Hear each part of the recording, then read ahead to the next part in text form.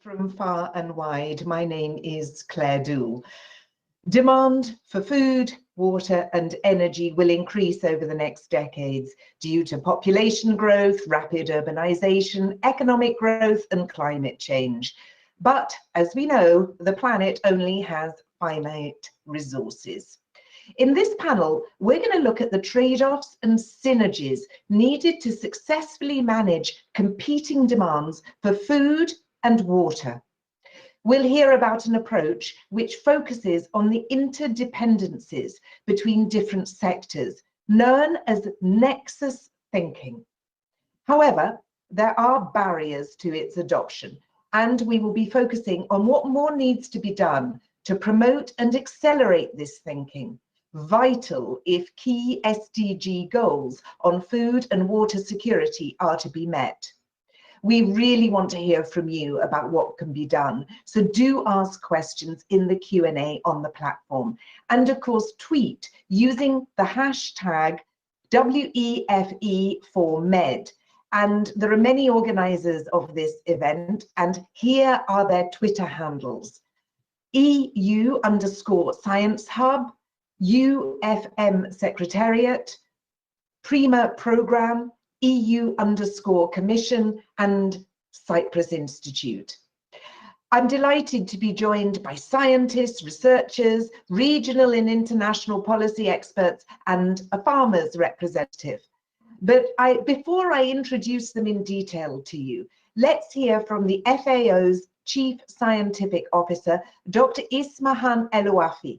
Dr. Elouafi is also a member of the scientific group for the 2021 UN Food Systems Summit and a strong advocate for rethinking food systems. In her Nexus talk, she'll tell us more about the concept and why it's so important if we're to meet the 2030 agenda. So Dr. Elouafi, the floor is yours. Thank you very much, Claire. It's really a pleasure to be with you today to really reveal and unpack the water, energy, food nexus. I'm really very pleased to be with you all today to discuss how can we promote evidence-based practices for an effective food water system transformation. And before we do this, let's see a little bit unpack the term nexus per se. We all agree that water, energy, and food are key for human well-being, for poverty reduction, and sustainable development. The term nexus per se has been used in a variety of contexts with the objective of deepening our understanding of how sectors are interlinked, how sector policies impact each other, and in turn, to inform coherent cross-sectorial governance. So when resources become scarcer and demand for them increases, if we develop and implement sectorial plans independently without accounting for the physical constraints and the trades-off and impact across sector, then our society becomes more vulnerable. This is because of the spillover effect across sectorial policies that become more expensive and by the end became unsustainable. So the nexus is a very useful concept to think about how we can balance different resource users' goals and interests while maintaining the integrity and sustainability of ecosystems. And the water and energy, both of them, the use of water and energy for food are very closely interlinked. So basically we can't have food without energy and water. Therefore, action taken at the local scale that aim to improve a certain area of the nexus, of the water, energy, food nexus, may shift the burden to other areas. So in other words, it can cause a domino effect, which ultimately leads to negative consequences for water, energy, and or food security. So it's one of them or many of them at the same time. This results in several trades-off, such as free energy in solar irrigation, for example, can lead to water overpumping, but also synergies like the use of wastewater to produce biogas and biofertilizers. So the same solution could have a negative impact or a positive impact, and we have to understand it and we have to take it in consideration. So the solar example is very clear. We can overpump water, but in the same time, we can produce biogas and biofertilizers. Trade-off in particular can be exacerbated by natural resource degradation and the impact of climate change. So managing the complex interaction between water, energy, food, ecosystems, it's therefore crucial as we strive for a more sustainable and more resilient agri-food system. All these aspects are particularly relevant to the Mediterranean region because water scarcity is often in the Mediterranean region already an issue, and things will get worse due to climate change. Second, the demand for food and energy is expected to increase in the coming decade in the Mediterranean region per se. And the third point, according to the Euro-Mediterranean Center on Climate Change, CMCC, an average temperature increase of 2 degrees will generate about 6 to 12 centimeter rise in the Mediterranean sea level. And it will also induce a 5 to 10% fall in precipitation and more frequent extreme climatic events. So that's scenario 2 degrees only. So we're not looking at 4 degrees, which I'm sure many of you have seen in the latest IPCC Working Group 1 that are talking about 1.5, 2, and 4. So according to this scenario, the scenario of 2 degrees, the agricultural production of countries in the southern and eastern shores will decrease by 50% by the end of the century. So to address trade-off and harness synergies in the context of climate change, it requires an integrated approach that optimizes resource use efficiency, doing more with less, and gives due consideration to climate change adaptation, in particular regarding water management. And that's really what we get through the Nexus approach. The water, energy, food approach help us doing that, help us really have a better planning tools and a better consideration of all the variables in the equation. So allow me a little bit to highlight some opportunities for the WEFE sectors, including one of them, it's more data related to the water, energy, food nexus in the shared environment information system and the Mediterranean information system on environment and development for more better evidence-based decision that result in more harmonized policies. FAO is working on the Plan Bleu for the Mediterranean region, in particular its dialogue strategies between partners. Second, using more systematically FAO Stat and other data sets such as Aquastat regarding water and energy use in agriculture in the Mediterranean countries.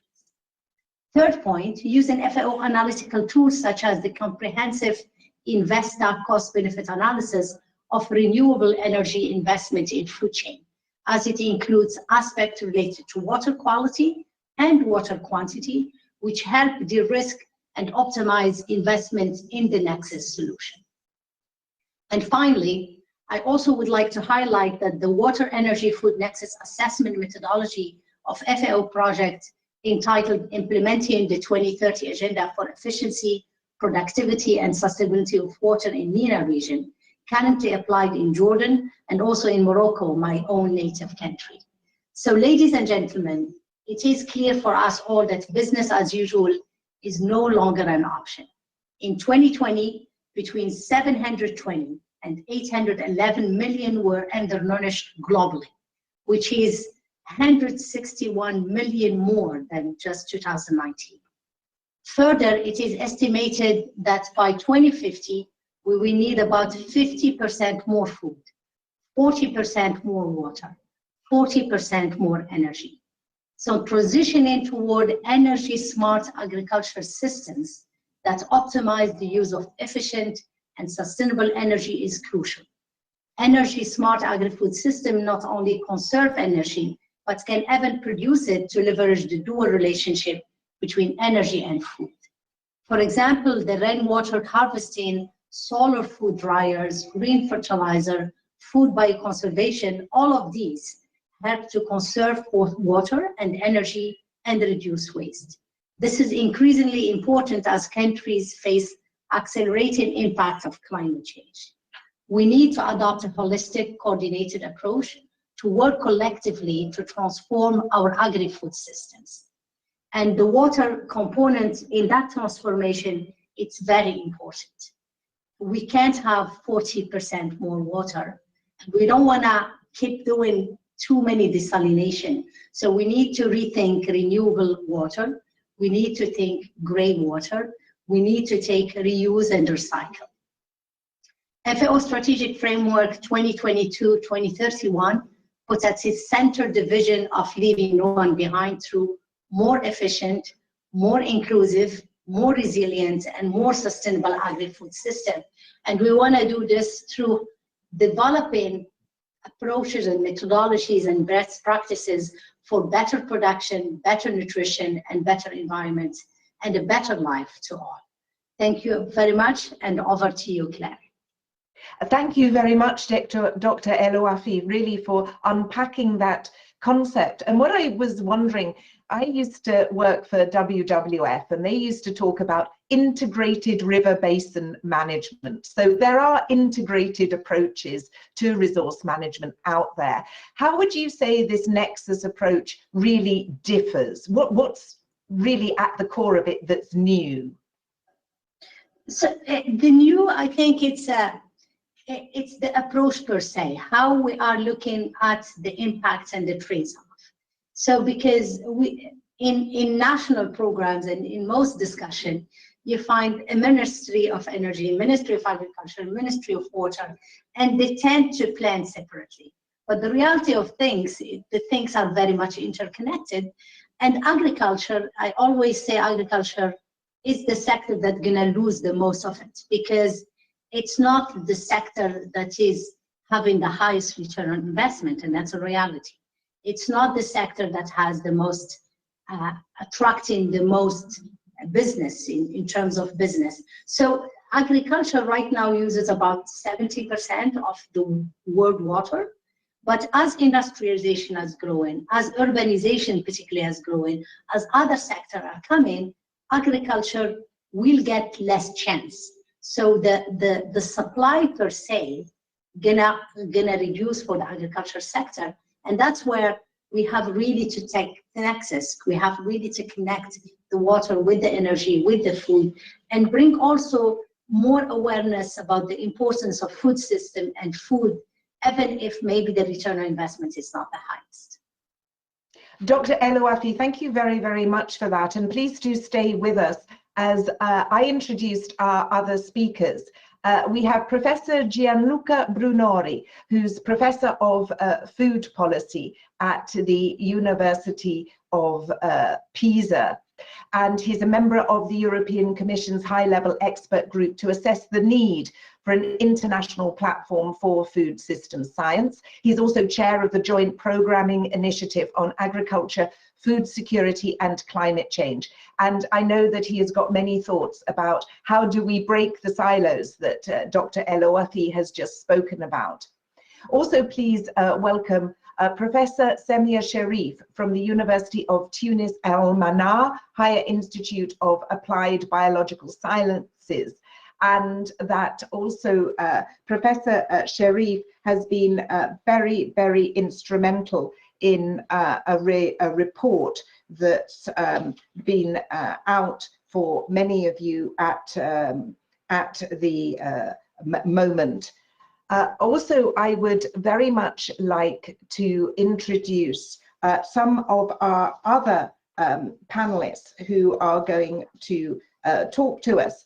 Professor Ido Khan from the Department of Environmental Economics and Management at the Hebrew University of Jerusalem. He's an agricultural economist who builds economic models for policymakers to base their decisions on. And Arianna Giuliadori, Secretary General of the World Farmers Organization.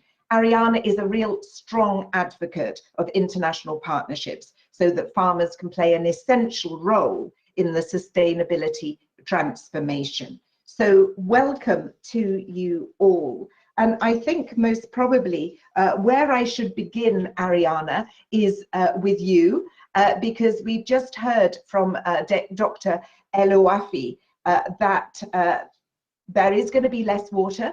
There's real scarcity of water, as we know, in the Mediterranean region, but farming globally uses 70% of water. So given these challenges, how do you view these trade-offs? Because farmers are going to have to produce more food with less water. Thank you, Claire. I'm honored to share the panel with Dr. El Ouafi and to be here with you today. Let me start by changing the tone of the conversation. I am delighted to finally hear that science is approaching water, energy, food production, environment, exactly like the farmers have always been doing. For us, the Nexus approach is our way of doing business of the farm every day. We are the only sector that embraces the Nexus approach in the way we think, we plan, we do things on the farm every day. We are the only economic sector that struggles every day and try to implement all the 17 SDGs, the Sustainable Development Goals, at the very same time. Because what we do is to produce food, to take care of the environment, to carefully plan how to use natural resources, including for sure water. We could also mention soil and its health as part of this conversation. So, is it a conversation about trade-offs? I don't want to accept this approach.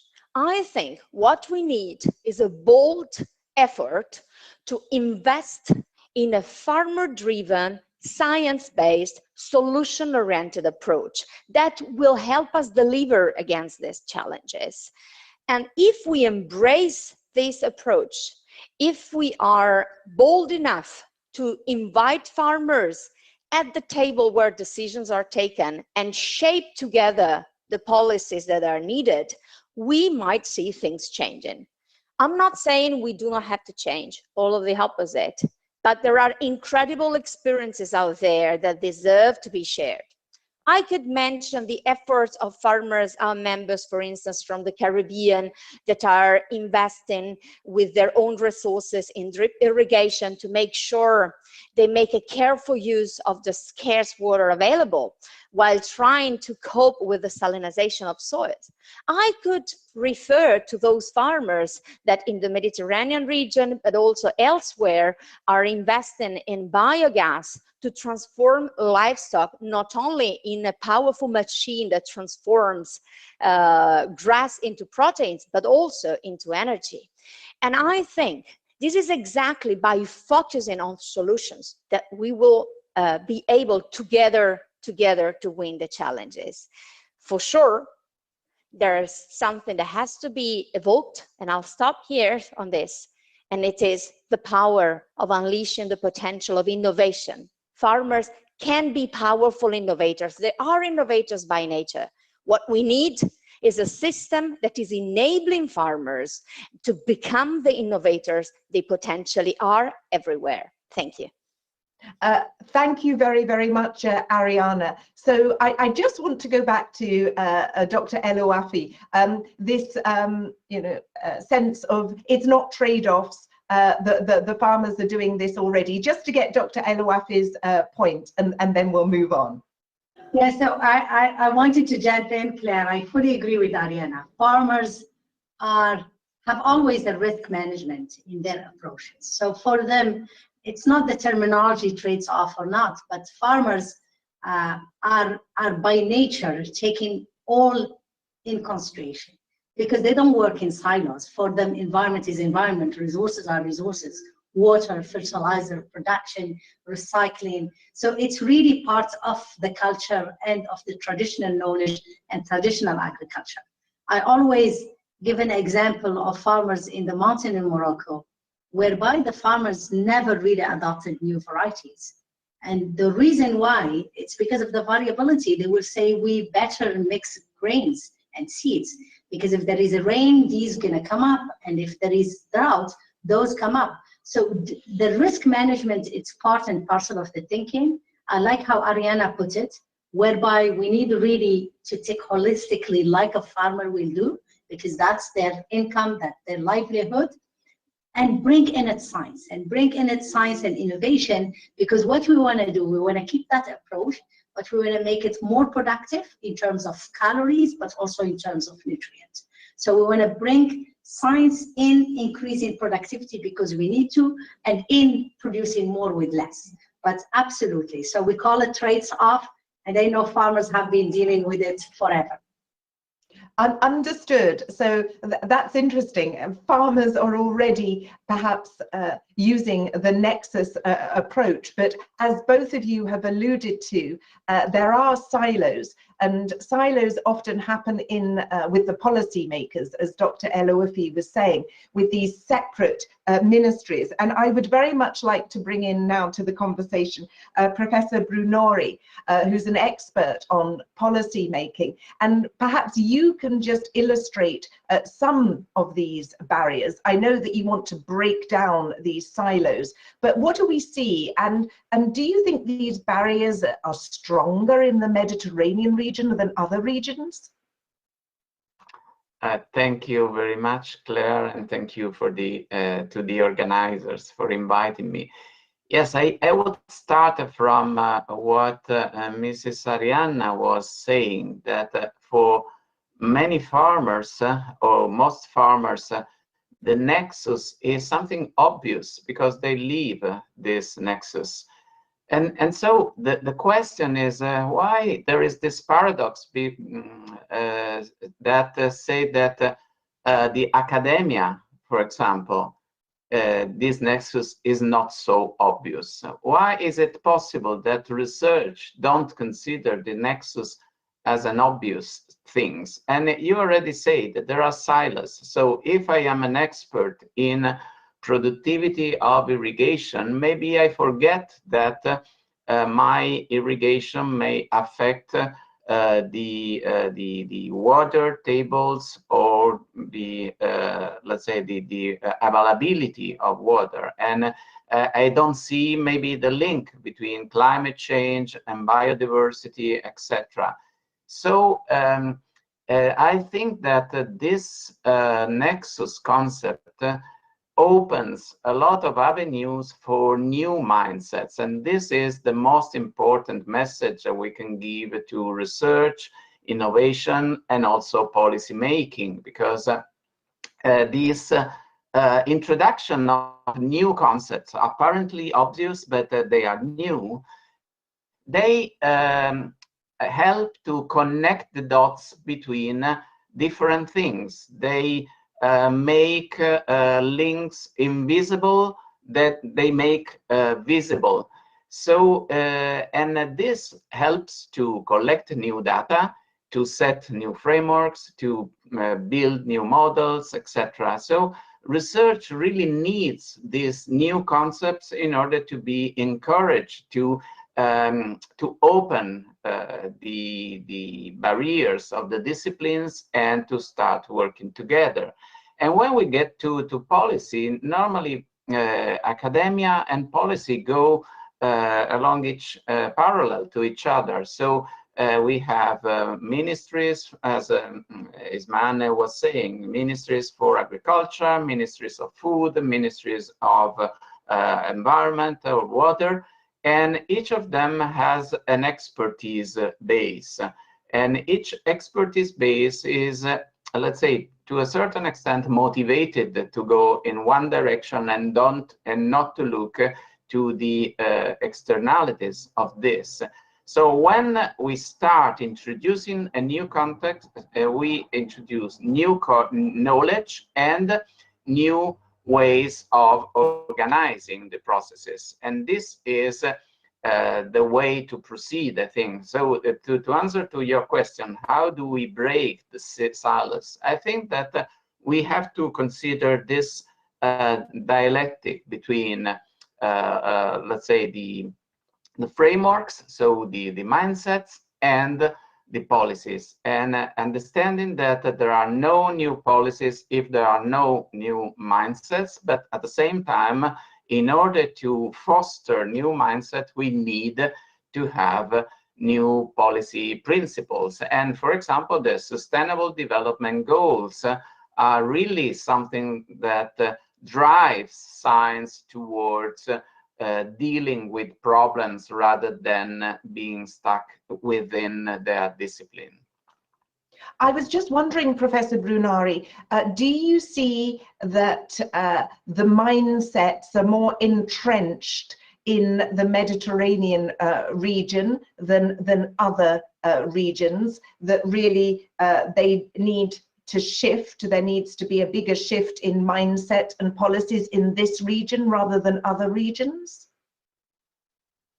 I would say that in some countries we may see a more, let's say, hierarchical governance or fragmented governance, and this doesn't help, because if you have a collaborative and cooperational governance, you have the possibility to make different domains speak to each other. And if you don't have them, you will have, let's say, conflicts between bodies of administrations. You will have these conflicts, let's say, mirrored in the academia, etc. And I would say that I cannot say that in Mediterranean areas there is more rigidity than in other countries. But I would say that in general, we really need to think about these governance issues, and the participation, especially of farmers, is the key to break this approach and to open the governance. Dr. El-Wafi. Yes, Claire, just to add to the point of Dr. Gianluca, for me, really, we are not celebrating enough the good examples. So in the Mediterranean, we have very good examples that we need to bring forward, and we need institutional innovation or governance innovation as well. So there is certain examples of how certain countries brought the sectors together, closer, either through a special committee, for example, or special institutions, and those have really brought together the sectors to think as a system, not to think I'm pushing for this agenda or that agenda. So I think, and globally this year, we got a really a very unique year where the climate change agenda, it's aligned with the food security agenda and with the biodiversity agenda. And that's really encompasses three areas that could be in many ways are a broader nexus that we need to look at. Just to say that we need to celebrate those good examples and we need to talk about them. That was a beautiful segue into exactly where I was going next, because I would very much like to introduce Professor Ido Khan and Professor Sharif, because in their work, they've been working on models, applying this nexus thinking, trying to break the cycles, and have some examples of good practice for us. So Professor Khan, if I can start with you. I introduced you as saying that you made economic models for decision makers to make their decisions on. Perhaps you could tell us a little about how you try and apply this nexus thinking and persuade the decision makers in Israel to adopt it. So historically, what I did is building two separate models, one of the Israeli water system and the other of the vegetative agricultural system. And eventually I combined them together, and then I learned that there is a word to it, nexus. So I was very happy that I'm really connected to this issue. The point is that if you begin with the farmers, then farmers are doing their best subject to constraints. And one of the constraints is the policies that are imposed on them. Also, the other users of water, like the urban users, they also do their best subject to the constraints, which is the policy, for example, of the pricing system. So those who are controlling those agents are actually the policymakers. And when they are doing these policies or design the policies, they have to take into account all the effects. And here, I think that from my experience, modeling is economic modeling is a very efficient tool to provide some information about the impact of policy changes and reforms. For example, in Israel, the water sector is heavily regulated, and also the farming sector. The farmers are protected by import taxes, and the government also controls the water prices and quotas. The Ministry of Finance, they offer to change the support to farmers to abolish the import taxes, and by this, they actually will affect the water consumption, the irrigation water consumption. Especially that in Israel, we use irrigation water. Most of the irrigation, or maybe half of the irrigation water, is wastewater, which is the way we dispose of wastewater, the sewage water that is produced by the urban sector. So if you change the policy, something in the policy with respect to the agricultural sector, then it affects the cities that have to find other ways to dispose of their wastewater. So we use this integrated model to check this. Now, there are some advantages of building such models, aside of checking the impact of reforms. For example, it requires to define the problem, including the objectives. You have to decide about the decision variables, the external factors, for example, the climate, and what are the constraints. Some people don't understand the difference. For example, cost recovery, is it an objective or a constraint? The other advantage is that the model needs data, so its development helps to identify data gaps. And finally, the model enables discussion of policy impacts in terms of monetary terms, which is what's required when budgets are negotiated. Specifically, what we found is that abolishing the import tariffs will reduce irrigation water consumption by 20%, and this will therefore require considerable investment in improving the wastewater quality, so it will be able to be discharged into natural waterways. Thank you. So we can see the integrated economic models are one solution, so that decision makers can make their decisions taking a sort of nexus integrated approach. Let's hear from Professor Sharif. You've worked on many research projects, I know, such as groundwater for irrigation. Can you give us one example of best practice in your field where this thinking is actually being applied? Hello, thank you very much for this invitation. In fact, I think that Dr. El-Wefi has said everything that is a kind of abstract of what has to be said here. But I would just want to point that the Mediterranean region is not only very scarce, but it has the highest level of scarcity in the world.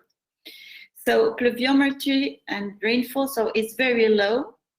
And the input in the aquifers are lower than the output for irrigation. And that leads to salty waters, groundwater depletion, and also other factors like biological and agricultural, so, you know, pesticides, nitrate nutrients, and biological with bacteria, contamination. So groundwater is really a problem in the Mediterranean, and it's not only in the south, but also in the north and the east. All the parts of the Mediterranean have this problem of groundwater. But what I seen in my research and with my interaction with policymakers is that the policy until now was to broaden irrigation areas. You see what I mean? They want to broaden it in order to regulate the agricultural fluctuations due and dependent on rainfall. So they want more irrigation, more irrigated areas in order not to depend on the rainfall. But in my opinion, this is not a consistent approach. As long, of course, as we are not developing other resources like alternative resources like the reuse of treated wastewater for irrigation or the recharge of the aquifers with these used water that are already treated and sometimes very clean, or use of gray waters, etc. So the problem here is that we need absolutely an evolution in the approach of agriculture. It should be taken by policymakers, by farmers, of course, but also by all the people, because it's an awareness that should be put in place by education and essentially at the high level education, because even deciders that have high diplomas cannot understand this approach. They want the old way of doing. They are I cannot understand how it is, but I think it's just we are used to do some kind of things. We have learned it at school, so we want to apply it. And now it's time to change this ideas. We have to adapt to environmental conditions and not force nature to adapt to us, to our desires. So this is very important. And it can be done because we have the scientific tools. It's not a problem of science. There is tens of thousands of innovative ways to manage water and to manage energy, and even more for agriculture. So the tools exist to tackle nexus components, water, energy, food, and I think the will is the tool. Thank you very much. Thank you, Professor Sharif. So we have the science, we have the models, there's the will amongst the farmers. Let me just go back to you, Dr. LOFE, because I know that the FAO facilitates this thinking with member states who are interested. And you mentioned earlier that you were working with Jordan and Morocco. Can you take us through how do you help them apply this thinking and change their mindsets? So there are a number of initiatives. I mentioned some of them whereby really FAO is working with the member state to really come along the nexus, which is really going back to nature and thinking the way nature is made. And the way we are really approaching it, namely, it's really to work with different governments on building evidence, on doing scenario planning and the response option. So there are three areas really that we think the Nexus challenge requires to invest more. First, it's providing evidence, and that's really science and data. It's developing scenarios with the different climatic scenarios that we have, and designing and appraising a response option. And there are examples of really good practices in the Mediterranean region, such as we mentioned the sustainable solar irrigation, not with overdamping that we saw in the MENA region. In many countries, we have full cost pricing, for example, or environmental fees of water use. I could bring up Turkey, which is also a member of the Mediterranean region, where the government provides support to farmers that implement innovative irrigation system and water efficiency measures. We got Jordan that has really for years have been using wastewater reuse almost completely. There is also Spain that I have also to mention that reuse like the highest number of reuse of wastewater in the world. It's Spain. So, but going back to Jordan, not only they use wastewater, but also they use wastewater for biogas and fertigation. In Lebanon, we have institutionalized integration of water and energy, and there are many other examples. So the idea is really that what FAO is trying to do, it's build up data, and it's do country-to-country learning, South-South or South-South, and triangular, different methodologies. But there is some challenges, sincerely, Claire. And one of the challenges is the lack of precise and uniform data for the whole Mediterranean region, which result in insufficient information on the advantage of the Nexus approach and documentation to support it. There is institutional barriers due to the need for more cross-sectorial and cross-level cooperation to implement the Nexus approach in many of the countries, but also in partnership between countries. And of course, Dr. Gianluca, he mentioned the non-harmonized policies and regulation between the water, the energy, and the food sectors. So we have those challenges on all levels, but the idea of FAO is really to build up the data, to build up the scenarios, and then provide really a suite of options and solutions for the member states to pick up from. Understood. Professor Brunari, you were saying, of course, and we've been looking very much at policymakers, and I'll come to Ariana in a moment about what she would like to see from policymakers. But before I go to you, Ariana, I'm just thinking there's policy, but there's also mindset shift that you've been talking about, Professor Brunari. So do you think there needs to be a mindset shift amongst the academic or the scientific communities, the communities that Ido and Semia represent? Do they need to get out of their laboratories and do more advocacy? What do you think? Yes, I think that with the Sustainable Development Goals, so we have entered in a new phase for research. 20 years ago, we were accustomed to apply for projects within the sector. So I am an agriculturalist, and then I apply to research projects on agriculture. And let's say the call are related to specific themes within the sector. With the Sustainable Development Goal, we are starting to think in terms of societal challenges and to broader goals. So if the goal is food security, as researchers now, we are asked to link all the disciplines and all the, let's say, the research activities to this goal, and to see how this principle get across different types of approaches.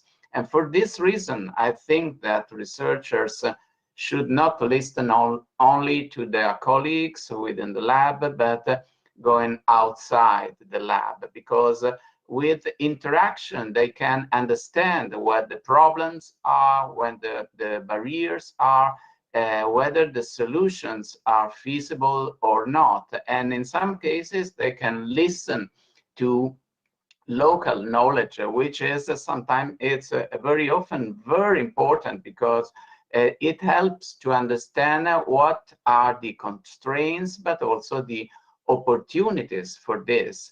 And as I've seen also in the chat some question or some comment, maybe I can, let's say, link to it in relation to farmers. In some cases, farmers do the right decision in relation to the constraints they have. So if pricing, for example, of water let's say, encourage them to use more water that is necessary, they will use it, but there is not their fault. It's the problem of the rules.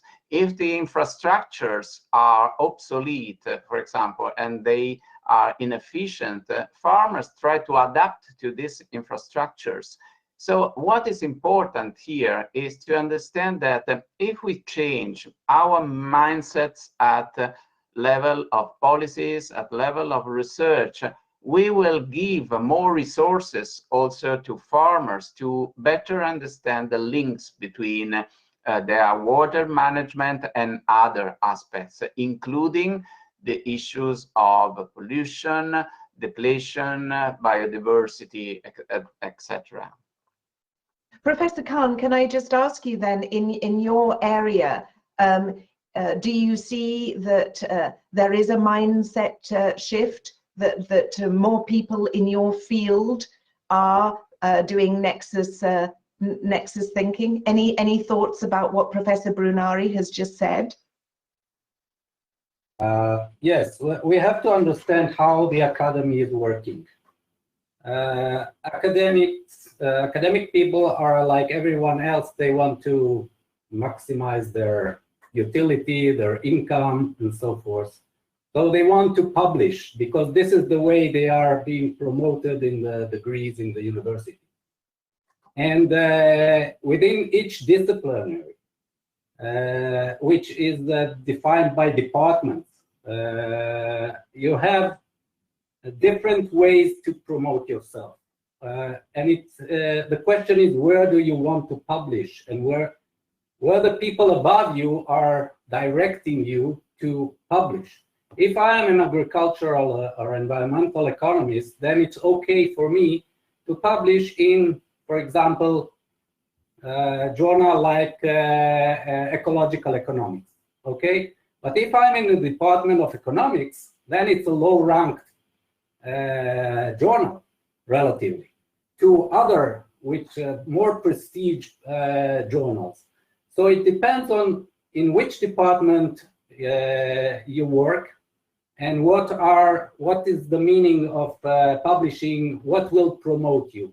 And we see, I think that we see more and more departments that are more interdisciplinary departments, or we see more and more combinations of departments. For example, my department, which is the Environmental Economics and Management, belongs to an institute of environmental sciences.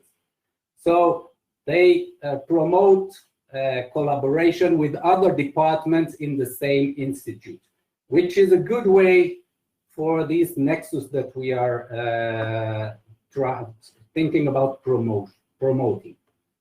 Professor Sharif, do you see that transdisciplinary approach in Tunisia?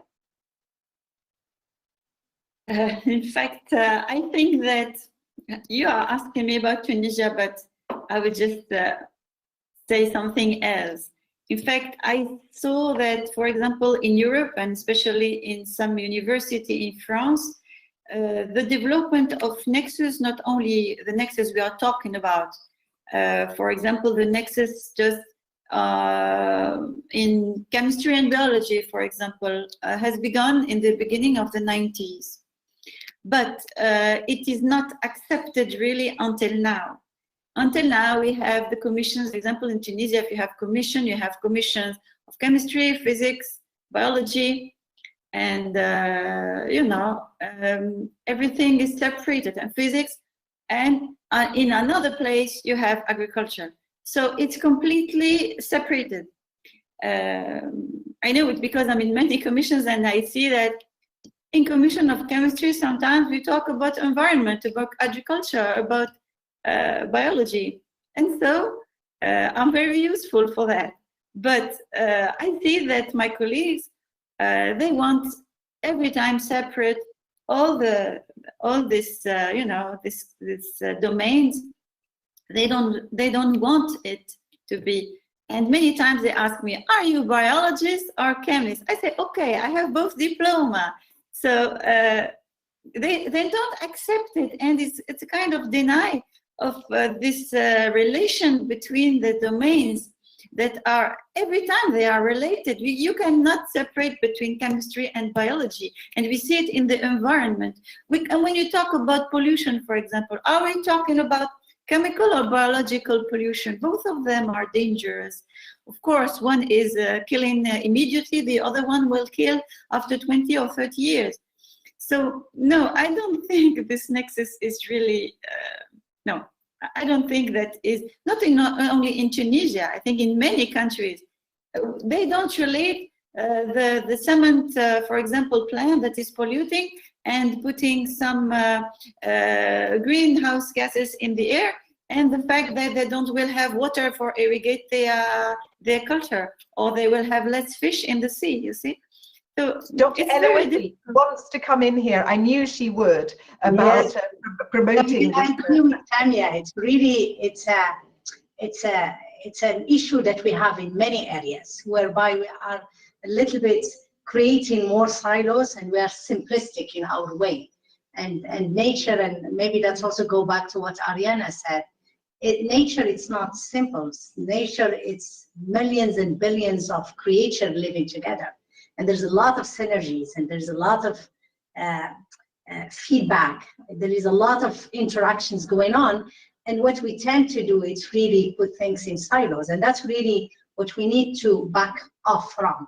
Things doesn't happen alone. Things are interconnected, like water, energy, and food are interconnected. So is the biggest agenda.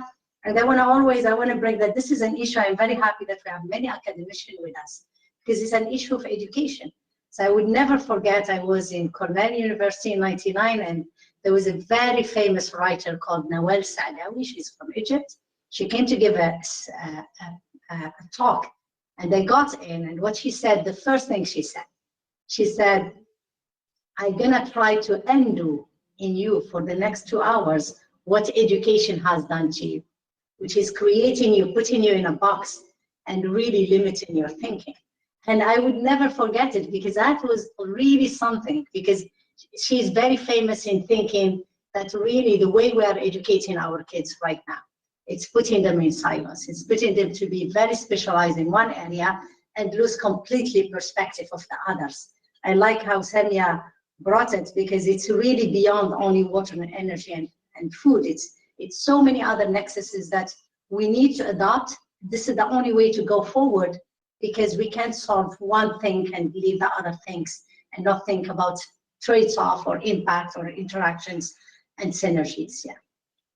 I'm going to go to some audience questions. There's a lot for Ariana, but before I ask some of these questions to Ariana, I'd just like to get her reflection as a practitioner representing the farmers, and to hear, what do you need from policymakers? What do you need from the academics, the researchers, to make it even easier for the farmers to apply this thinking? You say they're doing it, but what do you need from all of these different groups? Thanks, Claire. Actually, there are a lot of inspiring thoughts that have been shared so far by all the speakers, and I think that there are some keywords that will help me also answer to your question. There were clear reference to the fact that we need scientists to go out of laboratories. I'm grateful to Professor Brunori for this, because it's true.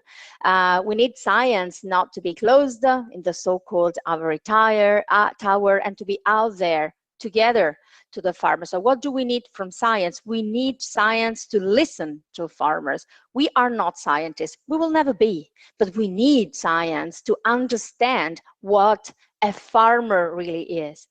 It starts even with the definition of a farmer. There's a misunderstanding, and there's a tension between a vision of a very nasty agribusiness guy that wants to pollute, which is not what the farmers are, or on the opposite, an idea of extremely poor people that are simply starving and trying to connect one day to another. And this is not true either. So if we could start working together abandoning stereotypes, abandoning our traditional knowledge, maybe to then reiterate it afterwards in a new way. That is what the farmers need. And from governments, again, we don't simply need to be consulted, we need to sit at the table together. We need strong, independent farmers' voices. We need organized agriculture in every country of this world, not only the Mediterranean, to ensure that we can gather the voice of the very remote rural areas and transform them into a powerful tool to tackle the SDGs. We are in the decade of action. We are already at the end of 2021. And this is a beautiful picture. This panel is proving that where international organizations, science, farmers, we could add the private sector, the civil society, we must join hands, overcome stereotypes, overcome ideas that are old and obsolete, and elaborate, taking into account the goals that we have. So this is what we want. And this is not just simply what we need, this is also what we offer. Farmers are now here with a voice, and we are here to say we want to work together. I saw questions in the chat box, and for sure there's a lot that farmers can do better. I have never said we can't do better. We want to do better, but we must change the framework. We must make sure, for instance, that the policies are not simply asking to produce more, but the policies are coherently providing the framework and the investment sets so that we can produce better on less ground, on less land, for instance, with less water. And this is something that we cannot do on our own. And this is something that policy can't do on its own, and science can't do on its own. We are bound together. We must understand it. And it's now or never. Before I take some of those questions that have come in, Ariana, just a thought there. I think we've just finished the UN Food Systems Summit. Was Nexus thinking discussed there? I suppose you could argue that it might be an example of Nexus thinking because it was multi-stakeholder and there were farmers and the private sector and NGOs. But was Nexus thinking discussed there, and did anything concrete come out of it? So first and foremost, so we have here Dr. Oluwafi, that was one of the eminent representatives of the scientific group of the UN Food System Summit, which I think is one of the most important components of the reflection of the summit. But yes, I am quite optimistic about the fact that this summit managed a unique and incredibly powerful challenge, is to bring together actors across all sectors and very different voices from global north and global south under the umbrella of this challenge of achieving the SDGs, and finally putting food at the center. Not agriculture, not simply food security, not climate, not nutrition, but all together under the same umbrella. And you know what? Again, wow, welcome to our world. This is what the farmers are doing every day, coping with food security, with the changing climate, with water scarcity, trying to make sure that we provide the freshest and healthiest food possible, and making sure that we take care of our families and our communities. So that's, for me, that's a huge achievement. But if you want to know what the farmers really think, we think that that was just a summit. So we are now looking into the implementation phase. So, okay, we had beautiful conversations, and I think we shaped incredibly powerful new relationships and potential alliances. But now we need on the grassroots level to make it happen. We need to promote those approaches with countries. We need to have farmers in each and every national pathway that are involved and in the conversation. And we need to create food systems and not simply supply chains. You know, supply chain is a very outdated word for us. This is an industrial approach to how to provide your own business with what you need, that you call raw material. But we are now talking about food, and we, the farmers, we are the people that are producing food. So I am optimistic, but I also have very high expectations. And Dr. El-Wafi, what was your take on the UN Food Systems Summit and what Ariana has just said? So I agree with Ariana. I think really for the first time we are talking food system level, system approach, system level thinking. So, and that's really first time ever. Before, we have been really talking about value chains, but we didn't go beyond that. So when we talk about food system, we're including infrastructure, we're including energy, we're including players that they were not part of the value chain, like health players and the nutrition impact on the broader consumer. So the food system, for me, it's a great thinking at the system of the food, at the food system level. It's in itself success. That's why. Because not only we're bringing the nexus we are talking about now, which is the Minister of Energy and maybe Minister of Water and Minister of Agriculture, but we're bringing in Minister of Infrastructure, we're bringing in Minister of Health, we're bringing in Minister of Environment on the pollution side, for example. So it's really much more broader, and it's the first time ever. We never really talked about food system. We had few summits on the nutrition, we have few summits on agriculture, few summits on climate change, we didn't bring them together. Now it's back to Rome, as it was written on the Colosseum, whereby the UN Rome-based agency is going to link up with all actors and implement the coalitions. And that's really where the meat is, Ariana. It's really some of the coalition might be repetitive of what we have, but that will provide us maybe a space to bring in other actors. And by the end, in my mind, sincerely, it goes back to what we got just the members to approve, which is our FAO strategy on having better production, better nutrition, better environment, so people, all of us, have a better life and leaving no one behind. So I think those better in that sequence, in that order, are very important to keep in mind. And we can do so with science and innovation and with bringing all the actors together. Let me then now go to some of the questions that have been flooding in. And Ariana, I think this is from the Cyprus Broadcasting Corporation, who is actually just questioning, do farmers even know about the Nexus approach? How updated are farmers on the latest development? You say it doing naturally, but the question is, do they really see this thinking?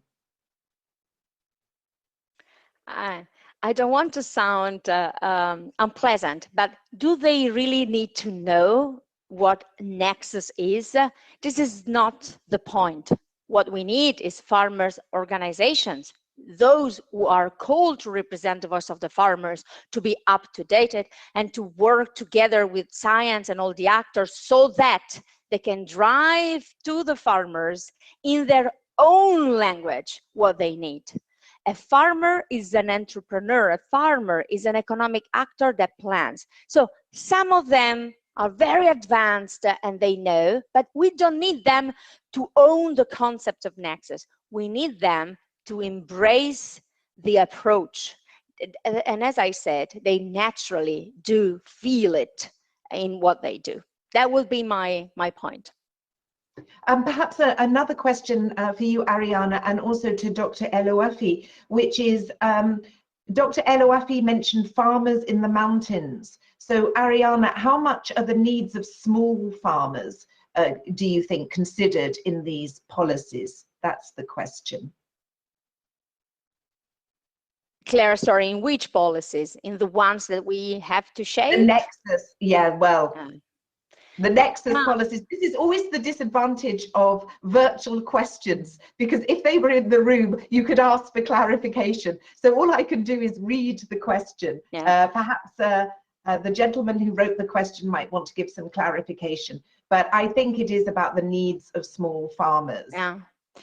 Let me be clear. to this gentleman, farmers in the remote rural areas, being it mountains or close to the deserts, they are heroes. And we should pay them much more than what we do, because they are saving us from natural disasters.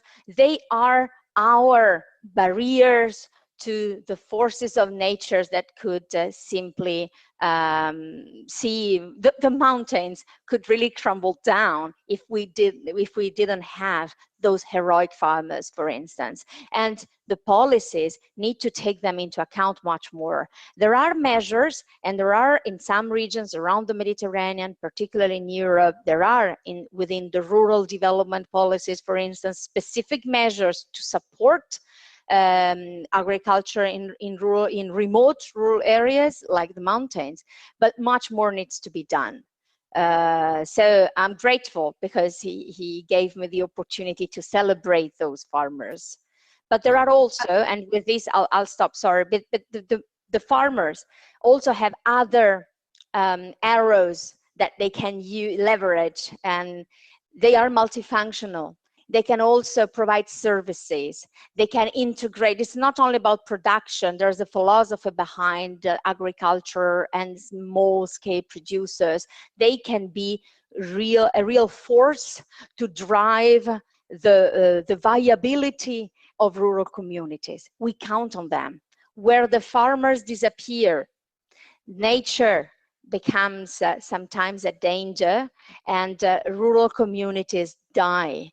And excessive urbanization is not what we wish for the future. Dr. El-Wafi, you mentioned that you were doing some work with Jordan and Morocco on Nexus, and does that take in the needs of these small farmers? Absolutely, absolutely. I think smallholder farmers constitute the majority of the farmers in most of the least and middle income countries, at least. So it's very important to take them in consideration, and they don't have the same access to policymakers. They don't have lobbying like maybe that you could find in Canadian farmers, for example, have very strong lobbying that are very close to Ottawa. So, but not in the South. We don't have much that. And that's where it's very important to take the small scale farmers' views and needs particularly. And that's really, I remember one of the colleague, I think Juan Luca, he talked about incentives to bring the Nexus approach together. Same thing, we need the really incentives to the farmers, the small scale border farmers, to really make sure that we are hitting all the points that we want. So when we think about, for example, putting in place small scale irrigation, it's a must for most of the small scale farmers when you think in a region like the Sahel or like the deserts and what have you. So maybe we have to look at how could we incentivize, have subsidies, have a policy framework that allows them to have access to that small scale irrigation. It could be based on renewable energy, and having at the same time a monitoring system that we don't get in the over pumping of the groundwater, that we have data on the quality of and quantity, but also quality of the groundwater that Samia mentioned as well. So there are many, it's a must, and that's really how it should be. If you wanna serve the biggest portion of your population that is producing still most of the food in most of the countries, you have to take them in consideration, and you have to find ways and means to give them a voice through maybe association, grouping. It changed from country to country, from culture to culture as well. But it's a must, absolutely. Ido, there's a technical question in your area here. A desalinated water is supplied to the cities, and the wastewater is treated and used for irrigation only. Is it effective to desalinate wastewater to the level it can be used as drinking water? Or does it make sense to use desalinated seawater directly for agriculture and not solely for drinking water? Well, in the case of Israel is the farmers get their income from fruit and vegetables mostly. We are importing grains because we are a dry country. So that's where they are doing the money from, and these crops are relatively sensitive to salinity. So we checked and we found it in some cases it is worthwhile to desalinate wastewater and even seawater for irrigation. But may I comment something about the discussion before about communities? Ariana just said that there is a value for having farming communities. Now, if you look at the developed countries relative to developing countries, you see that the agricultural sector is shrinking in developed countries. And this is because of the other opportunities that people have and the technological progress. As technological progress is proceeding, then prices of the food are going down and the prices of the inputs are becoming higher because you use more machinery and more fertilizers and more inputs. And so people cannot survive if they are small communities or small farmers. If you have half an hectare, then you cannot afford it anymore, and you have to lease your neighbor's land if you want to stay in the business, and your neighbor is then leaving to the city because they have another opportunity. So what we see is we are talking about innovation and things like that. Technological progress is actually is the enemy of the small communities. If we see this is an objective as an objective to retain them, then we have to think what economic or technological progress is doing to them. Ido, there's a question from a colleague, I would imagine, from the University of Bologna, and I ask you to keep the answer very short, which is, which economic model did you use? This is a mathematical programming model. That's what it is called. MyWAS value. There we are. Thank you for that short answer. There's also a question, perhaps Professor Brunori.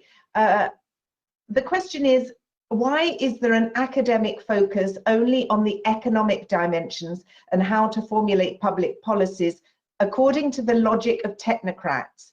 And therefore, why is there no interest or purely strategic research at the level of political and security dimensions?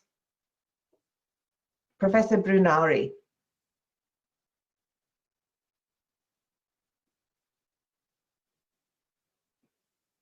And if you were able to unmute yourself.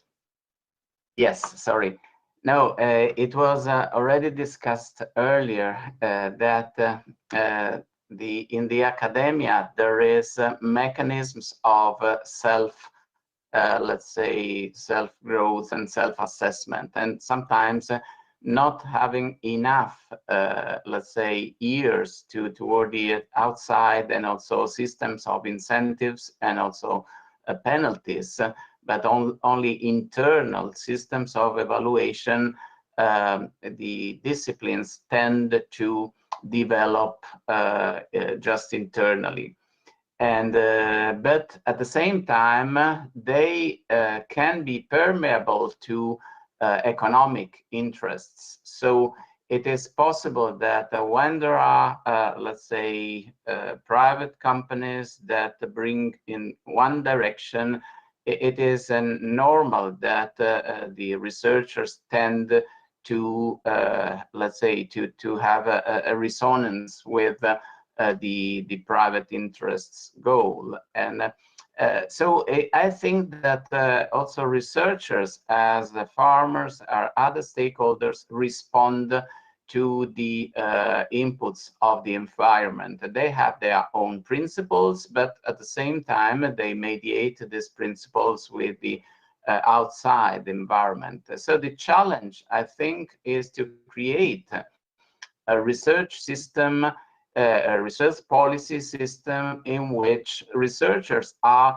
for example, considered responsible for the outcomes of their research. So they cannot just say, I'm doing research because I like this and because this is innovative. You have to explain what kind of impact your research will have on real life. And in order to understand what the impact you will have on real life, you have to know better the realities where you are going to have an impact. So I think that this is really related to how the incentives and the policy environments are shaped. And on this regard, I think that the new wave started with the mission-oriented research, with the societal challenges, etc., can open really new avenues to research.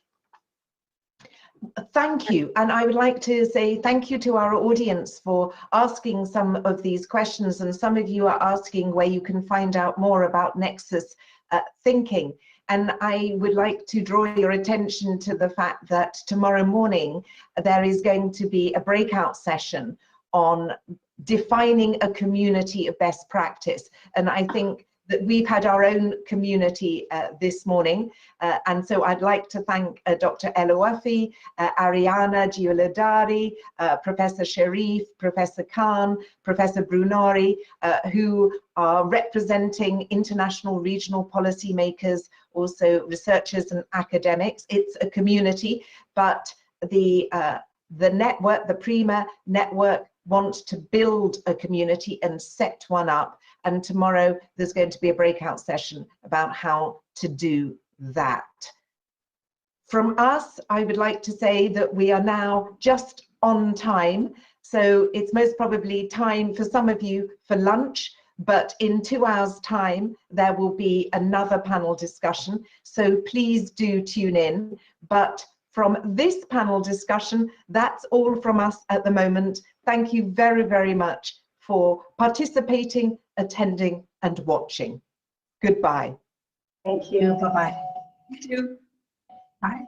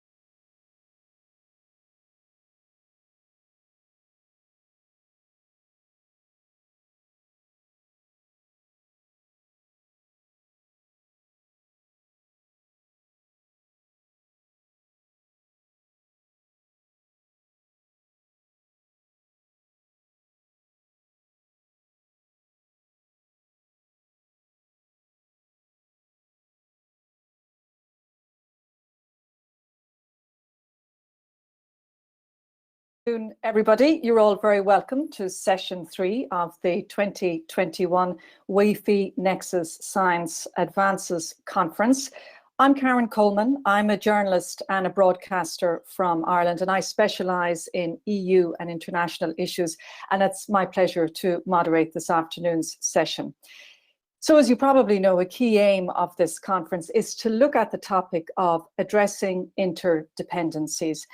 And one of its aims is to analyse the role of science as a driver of innovation and how it can interact with policy and decision-making processes. So the theme of this Nexus talk for this session is which science for the identification of Nexus targets and their translation to inputs for policy making. And that will be followed by a panel discussion that will focus on the following theme: a step change in science to enable Nexus policy decisions through consensus.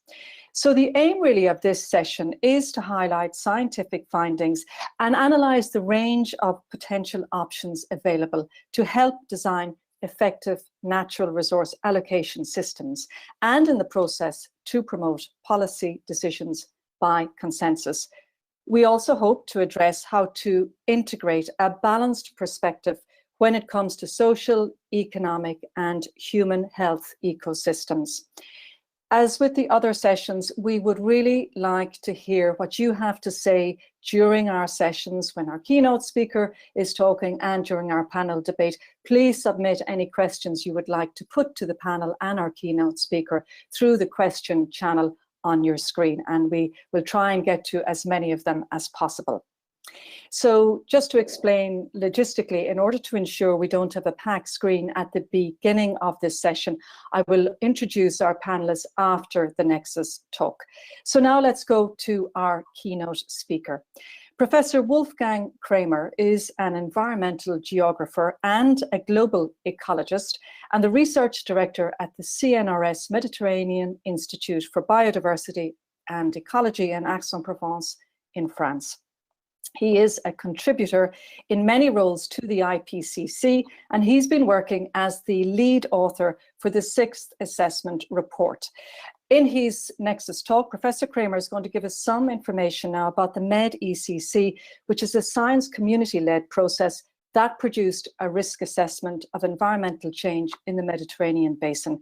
And he's also going to look at how and why he believes policymakers ignore key findings from the likes of the MED-ECC and what lessons can be learned from all of that.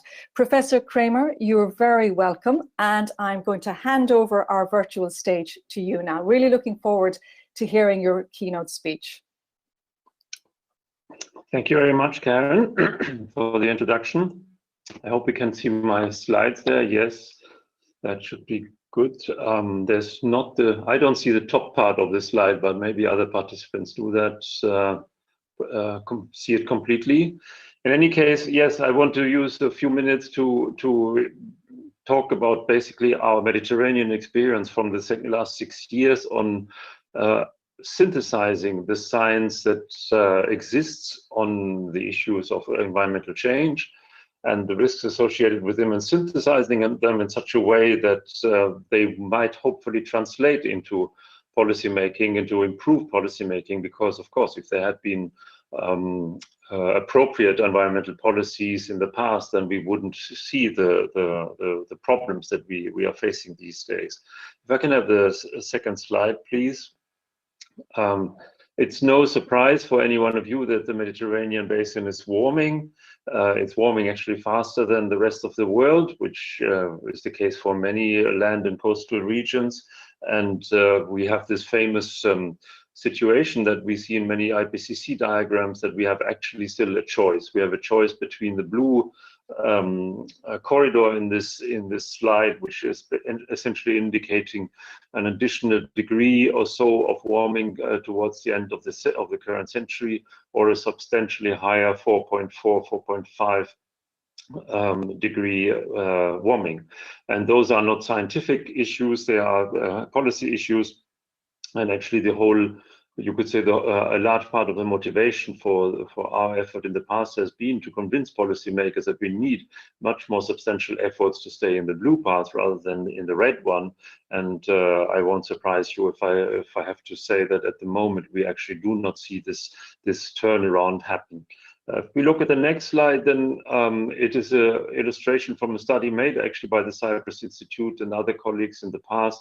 It is a very strong illustration for what it means to be in the red path. It shows for the major cities of the Eastern Mediterranean and Near East how much summer temperatures are actually going to be warming in the distribution between slightly colder and slightly warmer summers, between the blue situation today and the orange situation in the future.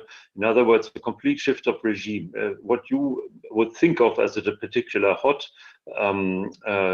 day today will be considered a rather cool summer day by the end of the century if this scenario comes true. So that part of the problem is well known, has been actually well known for some time, and we are talking here about how to better communicate and turn that into policy. Next slide.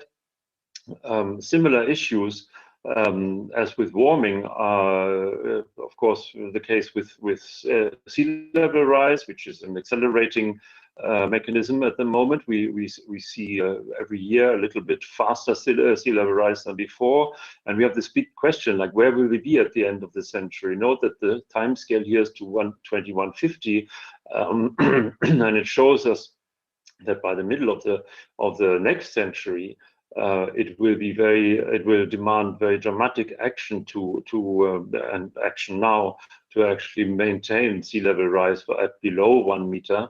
And there's a significant and substantial risk that it will be many meters higher depending on what happens in the big ice sheets in Greenland and Antarctica. Next slide, just as an illustration what this means for cultural heritage. I think you've jumped over the one slide there. But anyhow, that was a Venice picture with a Marcus Square underwater that you've all seen before.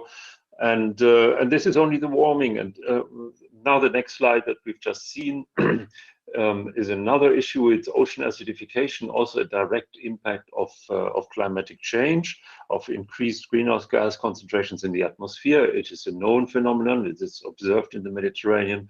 And yet again, the next picture shows you the impacts that we are already observing, not just of acidification, I should be precise, but of warming, but the acting together of acidification and warming leads us to a situation where most of the marine ecosystem will be substantially changed and in many cases die because of during heat waves, such as here is the case with the corals.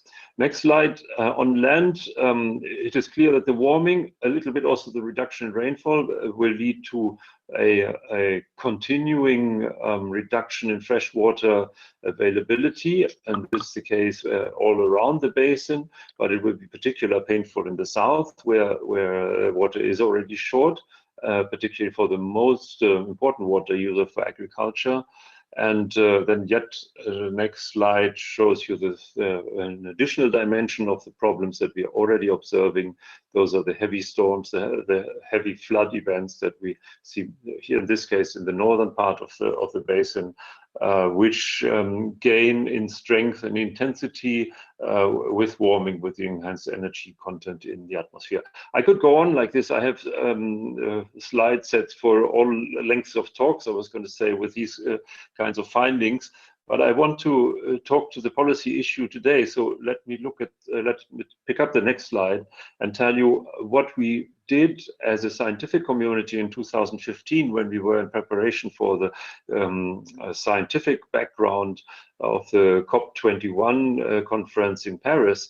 We essentially came together with initially about 45, but now over 700 scientists. We said, well, it must be so that policymakers do not have sufficient information. Otherwise, they would act in a much more substantial way. So let's put the existing information together in a more structured sense, and maybe then something will happen, and we will also be ready to speak to them through a designed regional science policy interface. Next slide, please. So very quickly, since 2015, we went through various rounds. We followed a method and a procedure that's been developed over decades by the IPCC, and I don't go take you all through all these steps here, but by the end of last year, we did release a 600 pages report based on the published and existing literature, and we also had the pleasure that the Council of Europe actually awarded its North-South Prize to us, recognizing that this is a part of democracy to make sure that scientific information is available. Next slide. So that's what the report looks like. It is freely downloadable from the website you find at the bottom, from the medic.org website. It has 6 main chapters that I don't need to take you through here. It has a summary for policymakers, very carefully designed and discussed with a number of policymakers. And right at this moment, it is being distilled into a small chapter that will be part of the forthcoming IPCC Working Group 2 report, which is to be released next February. So where does this take us? Next slide, please. For me, there are 2 questions to be asked. One is that given that even after 30 years of effort by the IPCC, current policies for the protection of the climate, and I have to say also for biodiversity, are so clearly inadequate, do we actually really need new science for better policies? I have my doubts about that one. I don't want to dwell on this too much, but I really have a feeling that many of us have given our the professional part of our lives to provide as good science as possible for better policies, and we are not seeing these policies at the moment yet. But given just in a more positive tone, if the answer is yes, if we need new science, then what kind of science would this be? Next slide, please. You could say a method and a process of synthesis that the IPCC has been developing over the years was the science of synthesis of the existing knowledge by developing these, what we now call the burning embers diagrams, which are diagrams that summarize a lot of information and basically organize the information along temperature scales so that nobody really can say anymore, no, we didn't really know that 2 degrees of warming meant the end of warm water corals in the tropics. No, we didn't really know that tourism will have a harder future as an economic sector. Here in some very simple diagrams, we see that the risks are clearly communicated, and I think we cannot communicate them any clearer than that. Next slide. There's one important outcome, if you will, from the IPCC work in the past, and that is that it is actually not just about looking at one risk at a time and trying to minimize that risk. It is actually necessary to develop new pathways for the economy and for society that allow transitions to take place, systems transitions. This is a very techno term, if you will, these transitions. In many cases, this will actually feel more like a revolution for many involved. It will mean that the various way how we organize our economy and our policy structures, or basically our participation in policy, needs to be rethought and needs to be reorganized so that we actually achieve a totally different pathway for these drivers of environmental change. And this is the climate side. This was from the 1.5 degrees report in 2018. The next slide gives you a similar answer from that was given by IPBES, the Intergovernmental Platform on Biodiversity and Ecosystem Services, which also asks for transformative changes. Without them, and states clearly that without them, sustainability cannot be achieved, and certainly not by 2030. And IPBES is actually now taking the next step and is asking or is preparing a special report on what those transformative changes might be. I only have 2 last glimpses for you on where this kind of systems thinking in terms of transformation has been bringing some fruit already. Next slide. This is a study with unfortunately French labeling, but you will get the general idea. It is a study that was made some years ago, asking the question that if we turn the entire agricultural sector in Europe, considering existing economic structures, considering existing knowledge and technologies, considering the physical potential to produce food, considering consumer interests, if we turn that into something that we label broadly as an agroecological system, rather than the mass production and export-oriented system that we have at the moment, then we are able to transform the sector entirely so that we have 45% less production of greenhouse gases than we have today compared to what we have today. And this is not just some kind of fancy technology future science fiction scenario. This is a very realistic assessment about what agriculturalists can do, what the agroalimentary sector can do. This is possible, and it's probably not the last word either. There are many more things that can be done. The last slide I want to draw your attention to is from a different kind of transformative study, also already dating a few years back, from Otto et al., asking ourselves, if we are to move into a transition towards a new system, towards a more sustainable society, then we have to ask ourselves, which part of society can we actually transform? Is it easier to transform our settlements, for example, create carbon neutral cities, or is it easier to do a lot of climate education, or to produce our energy in a different way? Which are the timescales where these changes can be achieved, and how difficult will it be, how costly, and how quickly will it lead us to a more sustainable system? I personally like these studies very much. I think there's a lot of science to be done in the science of transformation, but it will all not be useful if we do not really find ways to move out of this cognitive dissonance situation that we have had illustrated to us just 2 days ago in the German national elections, where essentially 86% of the population voted for something like, well, let's better not have too much change. If we're not able to leave that kind of thinking that change is necessarily bad, and that the changes that are upon us from the changes of the environment, that they are something that will sort of go away with a little bit of technology. If we do not leave that thinking, then I think no science effort on Earth will be able to resolve the crisis, and we are really going to a very dark future. I still hope this is not the case, but hope means means taking much more significant action, and actually perhaps reform our way to produce science as well. That's what I wanted to tell you, and I hope it generates some discussion. So thank you very much for the moment. Thank you very much, Professor. Very, very interesting. You raised a lot of very good questions that I think really people would like you to explore perhaps more. I'm going to put a few to you now before I introduce our panelists to broaden out the discussion. And by the way, if you are watching us online and you'd like to submit a question to the professor, please do so through your question box. You raised a lot of questions there, Professor, but an interesting one is about the policy makers, the decision makers. So it's not the case, it seems, that they don't know what's going on, or they don't have a steer as to what can do from the likes of yourself and other experts. Then why aren't the policymakers making the kinds of decisions that really need to be made?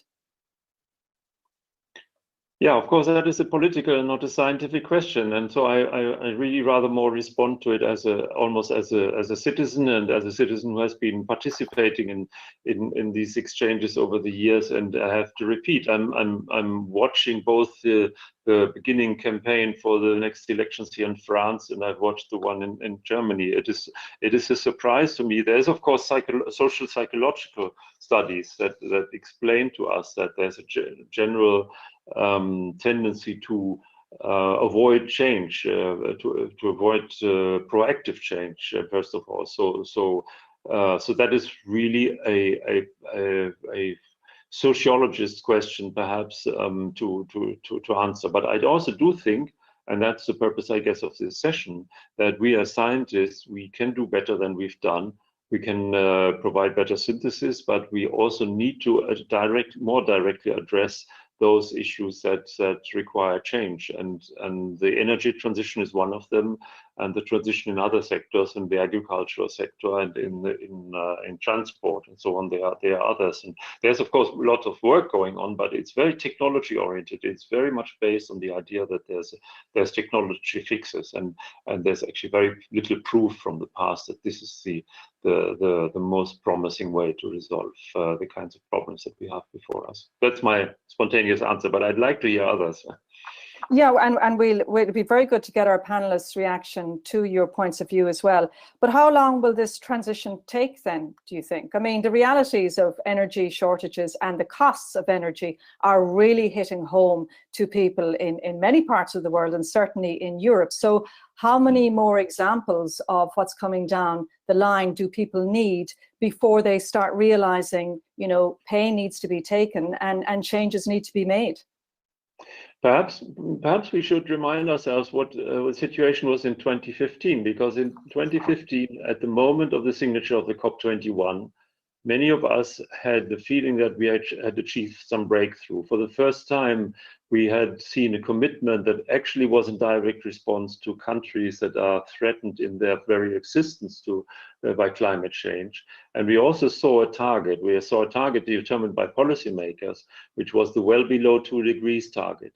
And many of us, I think at the time, said, okay, we give you we tell you how much time it takes. You need to you really need to be neutral in terms of any more emissions to the atmosphere by about 2050, better by 2040. Now let's get there.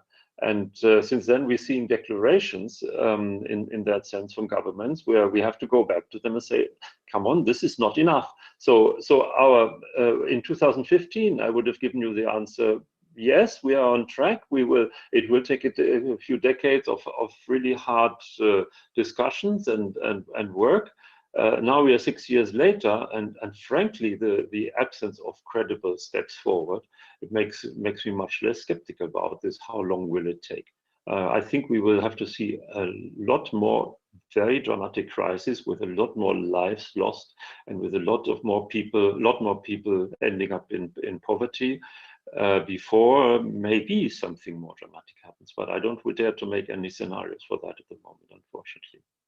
And you posed yourself 2 questions that you said need to be addressed. I want to go back to the first one that you posed there in your slides, which is, given that current policies for the protection of climate and biodiversity are so clearly inadequate, they're your words, do we really need new science for better policies? Can you answer that question? Well, it was, of course, a little bit a provocative question. I mean, in the first round, I do want to defend the ongoing science that takes place in order to even better understand the risks and the technologies for adaptation. I don't at all want to say that we need to stop this. In contrast, it's also important for the general knowledge building that these scientific efforts continue. But the science for transformation, I think, still has a very low status, even in the scientific community. But many of my ecology colleagues, for example, think this is kind of it's too soft for them, and they're not sure this is something they can do. And I think we need to be much more brave in that sense. And of course, we need to provide the financial opportunities also for that, and the real struggle, and I think that is going to happen, but the real struggle that I see is against the naive technology optimism, which is really something that hasn't produced results so far, and that has absorbed basically a far too large share of the effort, both intellectual and financial effort in science. So transformative science means something else than just building machines that are a little bit less energy consuming than the previous machines. I just want to put one question, Professor, that has come in from one of our attendees before we open it out and bring in our panelists. So our attendee wants to know, given the expected reductions in water availability in the Mediterranean, should we not aim to convince decision makers also to that and work on measures to reduce water use? Certainly, and this is one aspect where the MEDEC report cites a number of examples. that obviously we can become more efficient in our water use, and we will have to do that. In some way, you know, if you take a longer time perspective, then you would say that even on a century time scale, people have been able to adapt to differences in climate, to, for example, also more water shortages. So we should, of course, make use of all our best technologies and abilities to adapt the agricultural sector to less water use. In some cases, however, the water is still there, but it becomes more saline, because associated with sea level rise, and this is the case in most major river deltas in the Mediterranean, including the Nile Delta. And then there is well, you could of course start desalinization of this water, but that is and it's possible, and we will have to even do that. So we should use all options for adaptation. What I'm basically saying here is that there is no amount of adaptation that will resolve the problem for us if we do not address with the root cause, and the root cause is climate change and biodiversity loss. Okay, Professor, stay with us. Thank you for that. And again, if you would like to ask the Professor a question, fire it in through the question channel on your screen. Now, though, I'd like to introduce the rest of our panelists for our Q&A session. And can I ask all of you that you unmute yourselves and you turn your cameras on? They've been waiting patiently behind the scenes. There we go. So I'd like to welcome now Gidon Bromberg. He is the co-founder and Israeli director of EcoPeace Middle East. EcoPeace is a regional organization that brings together Jordanian, Palestinian, and Israeli environmentalists to promote sustainable development and to advance peace efforts in the Middle East. Our second guest is Irene Sander. She is the Global Nexus Secretariat with Deutsche Gesellschaft für internationale Zusammenarbeit, GIZ. I hope I pronounced it correctly, Irene, but it's German International Cooperation in English. And as well as coordinating overall secretariat support to the regions, Irene also facilitates investment dialogues on Nexus at a global and a regional level. I'd also like to welcome our third panelist, Carlo Giapponi. He is a professor of applied economics at the Department of Economics at Ca' Foscari University of Venice in Italy, and he is the Dean of the Venice International University. His research activity focuses on sustainable science and global change. And our final panelist is Hani Siwilham.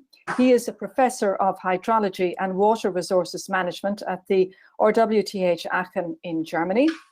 He is currently the Rector's Delegate for African countries, and he's the Managing Director of UNESCO Chair in Hydrological Changes and Water Resources Management at the RWTH Aachen. He's also a professor at the American University in Cairo. Forgive me if I have badly pronounced some of your names, and if it's okay, if you don't mind, I'd like to stick with your first name so that we can run smoothly through this. But I suppose what would be good is maybe if I could initially get your responses to the question we are to tackle during this session, but feel free to fire in some more information you would like for us to discuss too. And we'll go around and we'll bring in Professor Kramer as well to have a kind of a lively, dynamic, interactive panel debate. And so the opening question is, what kind of changes do you think are needed in science to enable Nexus policy decisions by consensus? So, Gidon, if I can go to you first for your responses to that question. So thank you very much, Karen, and for the organizers for this opportunity to speak. Thank you, Professor Kramer, for your opening comments. I think that coming from civil society, we very much depend and of course welcome the scientific evidence that is being produced. And I can tell you that if there's something that at least the water authorities in Palestine, in Israel, and in Jordan can agree on, is that climate change is real, the climate crisis is already happening, and that if nothing is done, this will be a threat multiplier that threatens the stability and the security of us all. And that's completely due to the strong science that you and others have produced.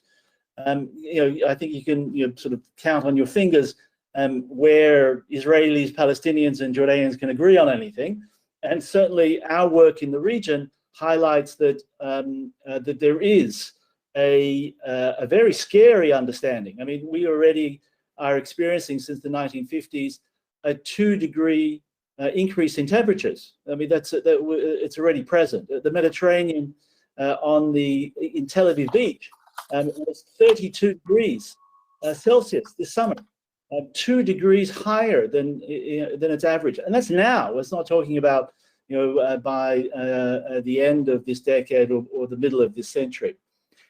And therefore, given the acknowledgement that there is a crisis, we do see some opportunity. At Ecopis, we launched a report and a call for a green-blue deal for the Middle East, which is firstly focused on policymakers in Palestine, Jordan, and Israel. And in one of the chapters of the Green-Blue Deal, we very much highlight a water renewable energy nexus. And here we look at the need to deal with the climate crisis through consensus building, through cooperation. And with German government support, we researched how could we create healthy interdependencies between Jordan, Palestine, and Israel that both advance climate mitigation and climate adaptation. And our study concluded that, for instance, Jordan has the comparative advantage of vast desert areas, or because of its vast desert areas, to produce renewable, particularly solar energy, at prices and at scale that is very attractive. It's cheaper than what Israel or Palestine could do, and therefore, given the technological advance, and I know that there's concern just to be dependent on technological advances, but where those advances have taken place, then we need to utilize them. And what we're calling for, and I'll expand maybe in the discussion, is for Jordan to become an exporter of solar electricity beyond her own needs, but to neighboring Israel and Palestine.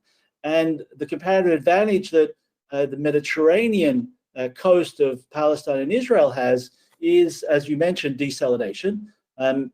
Israel, in fact, already supplies 70% of its drinking water, of its domestic water, through desalination. But here, of course, our call is that desalination be powered by renewables, particularly coming from Jordan.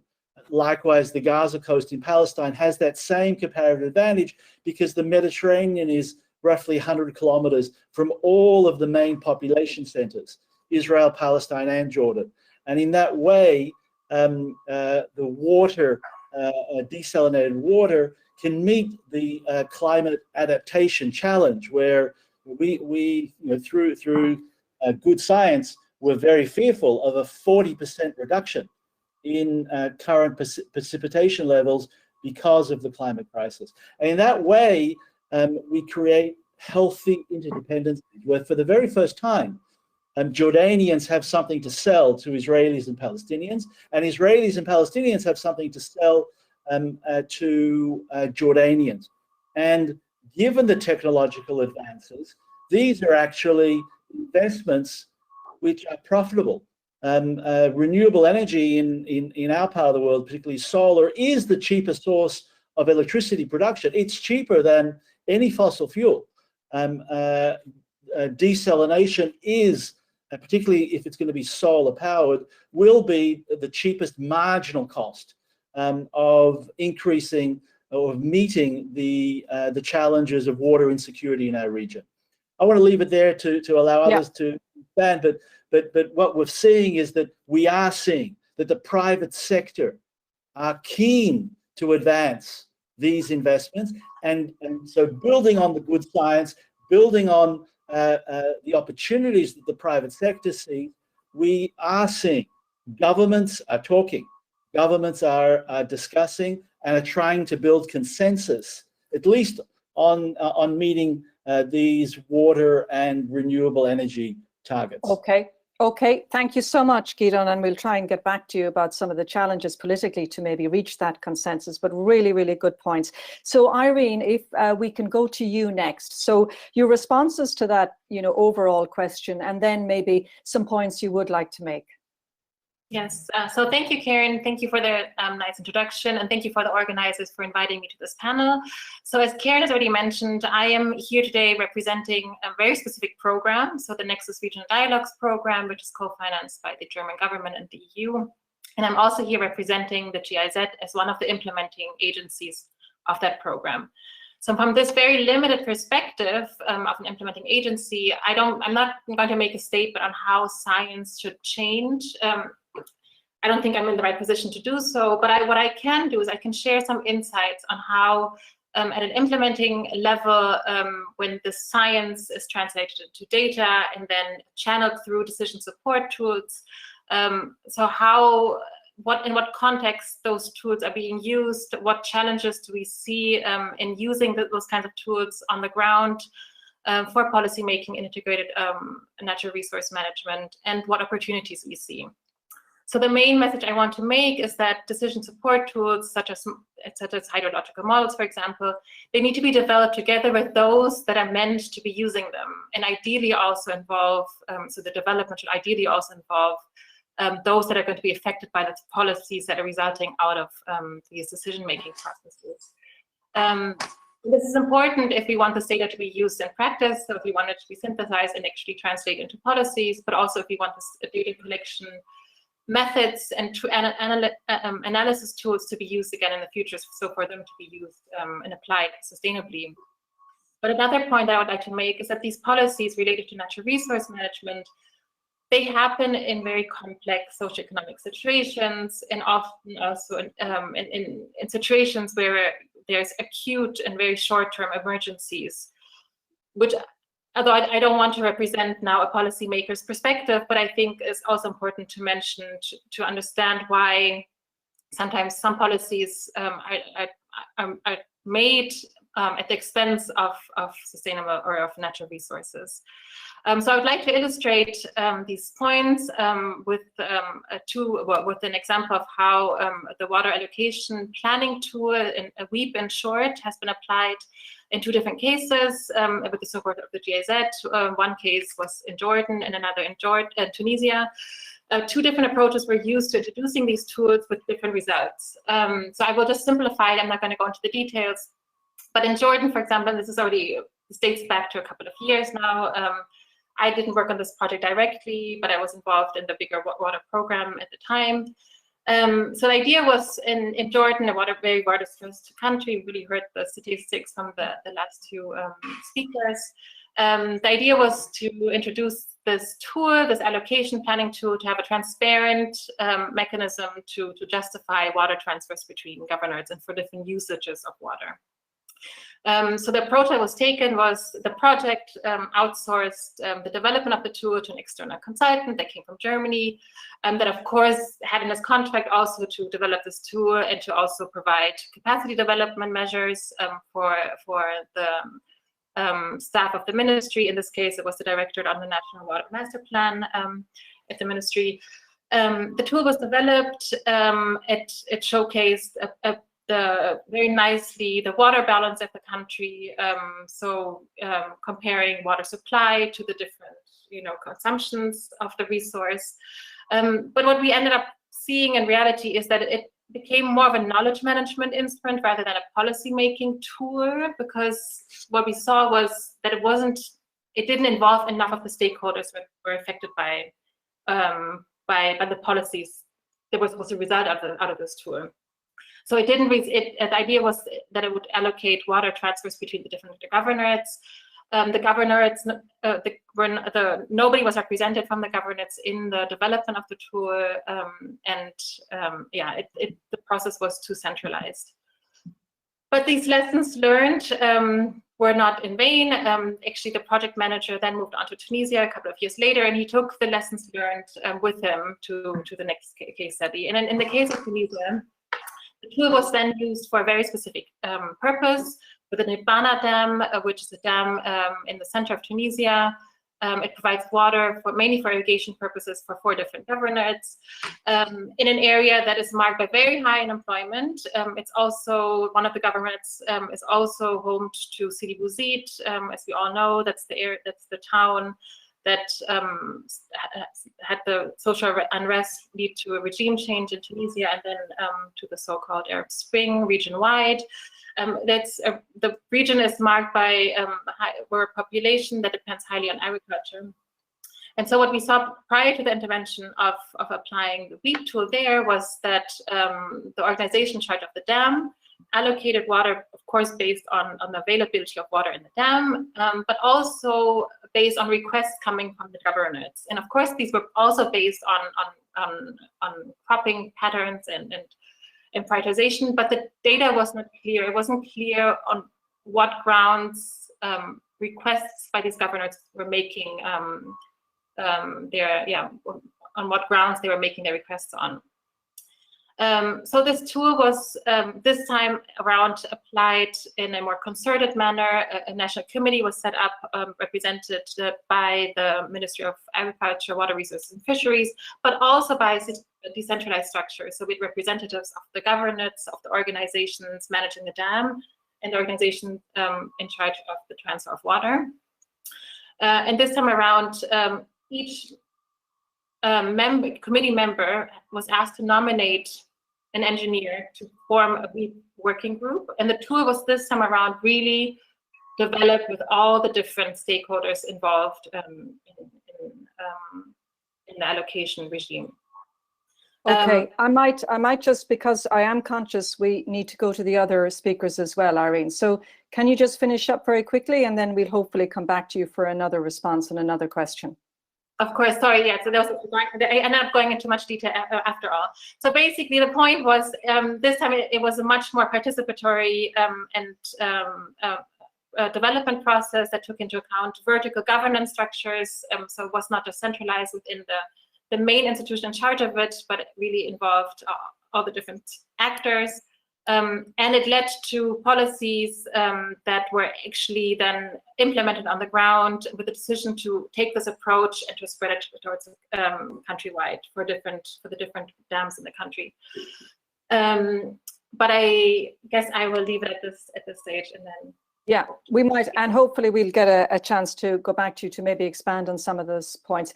Carla, I'm quickly going to jump to you for maybe your opening remarks. You may not want to address that specific question that I've put to both Gidon and Irene if you want to talk around the topic on something else. Well, I think we can continue to go on the same line, trying to not to repeat too much, but just to maybe underline something that has been already told us by Wolfgang at the beginning, and then some elements that have been mentioned so far. I think we have some important keywords to consider, and that we have always to bear them in mind. Indeed, Wolfgang stressed transformation very much as a need that we have. So if we have to be transformative, it's, I think, evident by definition that we have to change something, and also science and research has to evolve in order to provide those answers that are to be provided in a context that is changing dramatically. We can read whatever reference document from the IPCC to Agenda 2030, and we return always to this idea: if we keep going with the business as usual, we will go nowhere, and we will have a dramatic crisis even much faster than expected a few years ago. So transformation, I think it's what we have to consider. From a scientific viewpoint, probably there are other keywords that we have to consider very, very carefully. The first, I think, is complexity. It's not the case that we go now into the terminological details of some consideration. we don't want to go too much in depth, but complexity is indeed our starting point. We are dealing with complex systems, and complex systems, by definition, are not linear systems. So it's very difficult to imagine how our systems at different scales could evolve in the future. We can think of the planetary system, but we can think also a single city. So there are so many variables, there are so many complex relationships that we cannot make sort of forecast. What we can do is making projections, as we usually do, by considering multiple scenarios. So I'm trying to make a list of things that we have to have in terms also of tools to approach this transformation.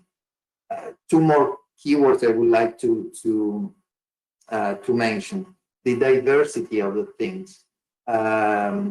Indeed, our countries, our cities, our places where we live are indeed quite diverse. And science has really to make a jump ahead in the capabilities to take this diversity into consideration.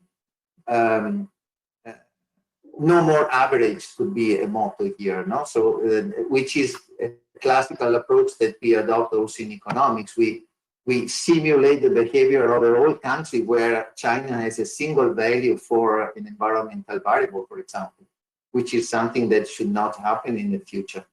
We lose completely the capabilities to understand first the phenomena if we average these dramatic diversities that we instead observe. And the last keyword maybe that I would like to mention is discontinuity. This is another, it derives from what I said, you know, with very complex systems, it's very difficult to understand if we are getting close to what we call a tipping point, the situation in which we have a dramatic regime shift and we move to a situation that is completely different from the one we were used to, and maybe also with the irreversibility. So I think that these are, speaking very much in very general terms, these are the challenges that we have to face from, or at least some that we have to face from a scientific viewpoint. Okay, Carlo, thank you for your opening responses there. And finally to you, Hani, you may want to address the opening question specifically, but it also might be interesting, similar theme really, to talk about the role of research and innovation, and in what way do you think that they can contribute to the WEFE Nexus, especially given that we've such little time left really to reach the SDGs? Yeah, thank you very much, Karen, and thank you to everyone for this very rich discussion. First of all, what we need to do is to apply what exists. I think we have done a lot of research, a lot of publications, a lot of technological development in our labs. And I totally agree that the decision makers, they need to apply at least part of what exists. If I speak about the technology and innovation, as you mentioned, then we need to move from the low level of TRLs or technology readiness level to a higher ones, to move from technology readiness level 5 to 6 to 7, 8, and 9 in order to commercialize what exists, considering that not all the technologies are for profit making. So there should be a political support for applying some solutions that are not necessarily making profit, but are very important for the community and also very important for the climate change mitigation. So these are the first thing that I think should be done. But speaking also taking from your question about the WEFE and the water, energy, food, environment nexus and their relation to big issues and big challenges, I like always to classify the WEFE Nexus on 4 different levels. The first level for me is a global level. What is the relation between this nexus, even the water energy nexus, the water energy food nexus, the water energy climate, or the water energy environment nexus? At the global level, there are a lot of challenges, mainly the climate change or associated to climate change, that needs to be tackled at such a level. And we have already a mechanism. We have the COP21, we have the IPCC, and we have the SDGs that we have to tackle very soon. So this is a level that we really need to work on. And not necessarily technological, but can be also in terms of modeling or studies or development of interlinkage between water scarcity and climate change. And how can we lead to such a connection at such a level? But there are also other nexus-related problems at the transboundary level, at the regional level. So the issue is not always about local water scarcity. There is transboundary issues. There is an issue between Iraq and Turkey. There is an issue between Ethiopia, Sudan, and Egypt. And these are associated very strongly to climate change. I mean, people are struggling now for receiving their water in country like Egypt, or like in Sudan, or like in Ethiopia. What will happen with the increase of temperature, as Wolfgang was saying? I mean, what will happen in the future? How they are going to need more irrigation. The more temperature you have, the more crop water requirements you need, the more irrigation water required. And they are suffering, and they are struggling, and they are fighting today. What will happen in the future? So this is the nexus that has to be tackled at the transboundary level. And why it's nexus? Because Ethiopia is trying to generate hydropower from the water, but Sudan and Egypt are waiting for the water for food. This is a very clear interrelationship between water, energy, and food. If you go to the national level, which is the third one for me, how governments and policymakers are going to secure water, to secure energy, and secure food for their population, especially in the South Mediterranean and Africa, with respect to climate change. We cannot stop what's going on. We need to adapt things to mitigate the impact of our activities in the coming years, and not really leave this or leave that. When it comes to the local level, here I really see a contribution of the technology, because I go to the points that were mentioned about water desalination. But I don't agree with all what was said about desalination, because desalination as such today is not a green technology. It's not a sustainable technology. So we have to be very careful when we promote desalination as the solution for everything, that desalination itself has a huge impact on the environment. I'm not against desalination. I have been working on research on desalination the last 10 years, but desalination has two main problems. First, the very high energy consumption, which could be solved, as it was said, by using renewable energy. Totally agree, and this one is almost solved. The other problem that's not solved is the byproduct produced from the desalination. This is not solved, even not solved sustainably. So you just dispose huge amounts of brine in the Mediterranean Sea, and then you take the water again. So you're going to destroy all the ecological and biological life in the Mediterranean or in the Red Sea. I'm speaking about the region where we are. So we have to be careful when we choose this technology and upscale it. And again, we have to think about this nexus in relation to climate change, also at the local level. So I think these are the main issues that I want to tackle. But if I just finish by, again, the issue of water scarcity. The issue of water scarcity has a dimension of efficiency of uses. So how can we produce more with less? How can we produce more food with less water and less energy? This is a challenge that we have to tackle, and technology exists, but we don't upscale it because the policy makers are not interested in upscaling technology that's costly and not making the same level of profit. How come in the 21st century and the farmers are still irrigating their crops with the same technology that the ancient Egyptians were creating or using? 7,000 years without almost no change in some countries. So there is a need here to think about applying technology for local uses to tackle issues like water scarcity, plus what my colleagues were saying, desalination, but with more sustainable approaches. Thank you very much.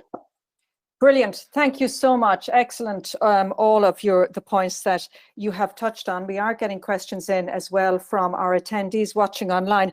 Maybe before I go back to all of you, to tease out some of the points you made, perhaps Professor Kramer, very interesting points, some of them really reiterating, I suppose, or supporting what you've been saying. Could you give us your response to what you've heard so far from our panelists?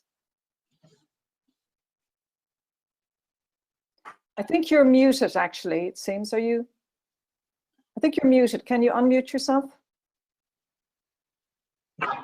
Yes, I think we have you now. No. Can you hear? Yeah, just say a few words. I'm not sure. Oh, I don't know if we have your mic. I think Perhaps we still not. don't have you once again. No, I don't think we have. So what we'll do is we'll try and see if you can get the mic sorted. And maybe, Guidon, if I can go back to you in the meantime. Very interesting. A lot has been said about, obviously, the need for policymakers to come together, for hard decisions to be made.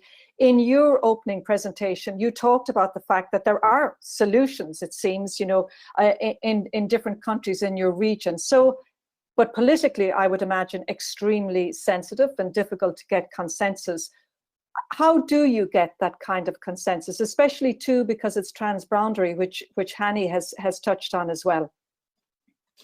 So I think the reason that we're able to, I mean, we're not there yet, so we don't have the, I mean, we've seen a very important sale of 50 million cubic meters of water from Israel to Jordan, agreed in these last months.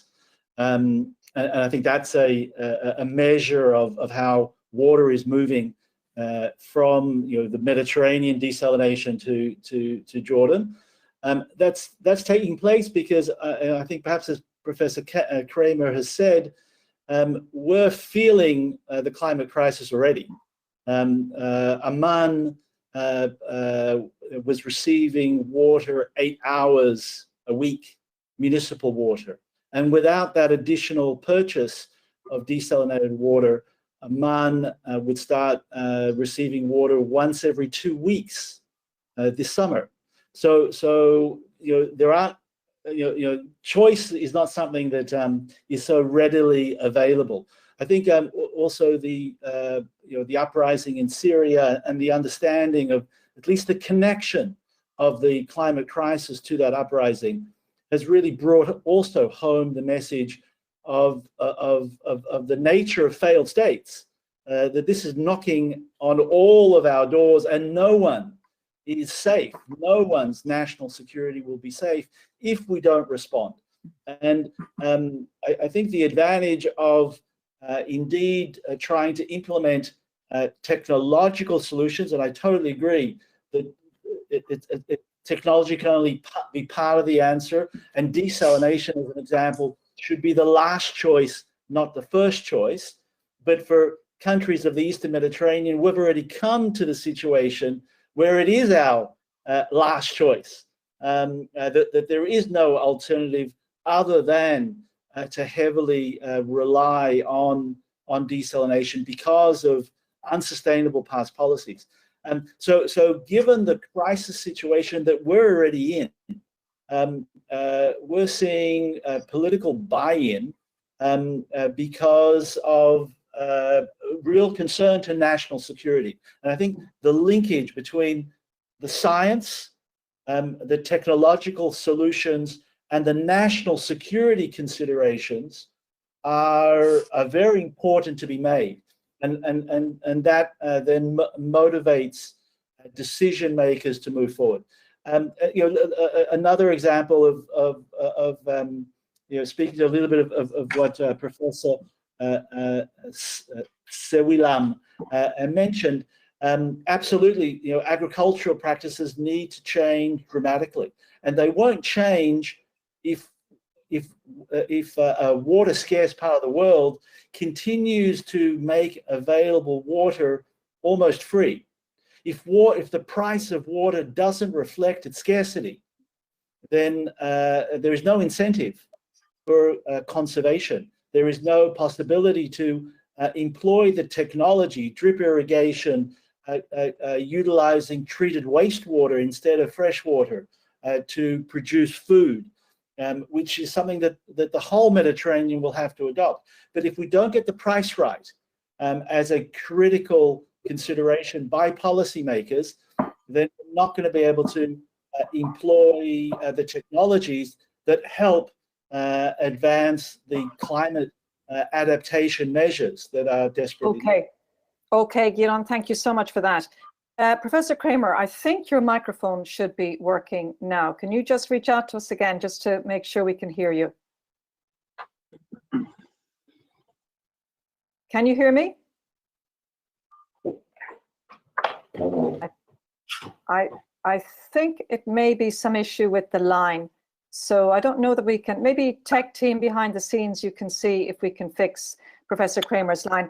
In the meantime, though, I mean, Irene, if I can go back to you, that whole issue that Gidon was talking about, you know, the price has to be right and all of that, but obviously these cost a lot of money. People, I know in my own country, in Ireland, where we have lots of rain, but people weren't prepared to pay for water when the government introduced several years ago attempts to bring in water charges, even though people understand how difficult the issues globally are about water shortages.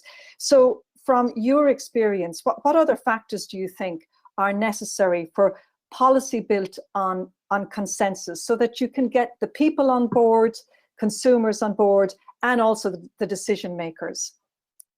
Yes, thank you for the question. It touches upon what Gidon said, but also on what Hani said regarding the need for the technologies on the small scale, but also for what we see. We see a lot of technologies being introduced, and projects like the ones that I work for, we jump on board and we promote those kind of technologies. But how do we get those kind of technologies, those kind of solutions, with Nexus solutions particularly? How do we get them to reach a larger scale? How do we upscale them? And Hani already mentioned this problem that often we get stuck at just the introduction level, but not seeing this technology being spread. So on one hand, we work, again, specifically from the implementing agency perspective, often on promoting the demand side, so creating demand for this kind of technology. But what we often, and this is again due to silo thinking, and that's what the WEFE Nexus spirit is all about, is to break out of the silo thinking, is to think about supply side. So how do we make sure the technology is also available in those countries? Often what we see again is that technologies come from abroad, they're imported, which makes them expensive, which will then again scare policymakers off of promoting them further. So we need to promote that this kind of technology exists and is marketed at national level. For this, we need to break out of the silo from on thinking just in terms of just on natural resource management, and also think of the entrepreneurship side.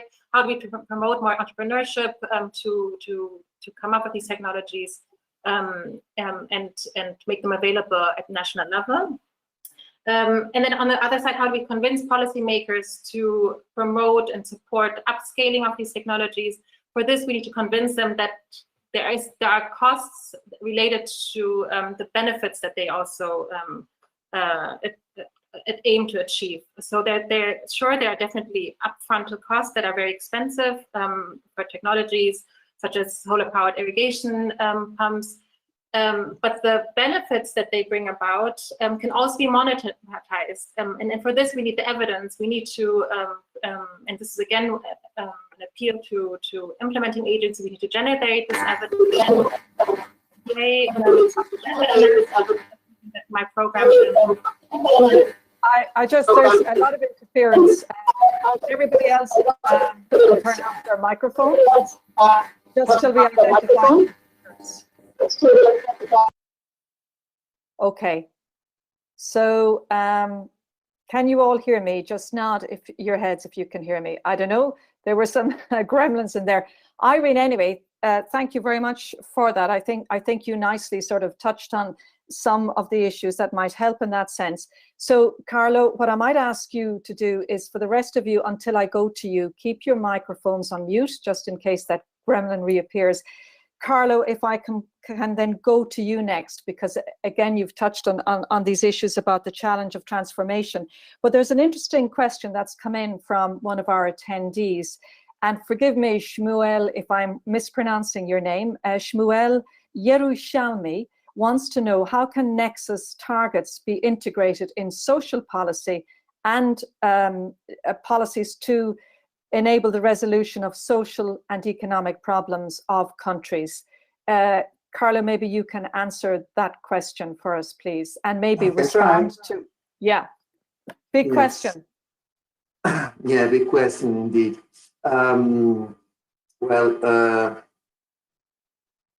I think we have to consider that, I don't know from where to start, but in any case, the nexus, what is it? The nexus is the acknowledgement that we cannot approach problems in a sectoral way as we used to do in the past. This is more or less what the nexus means for us. And we have identified 3 sectors or 4 that are particularly that have particularly strong interlinkages.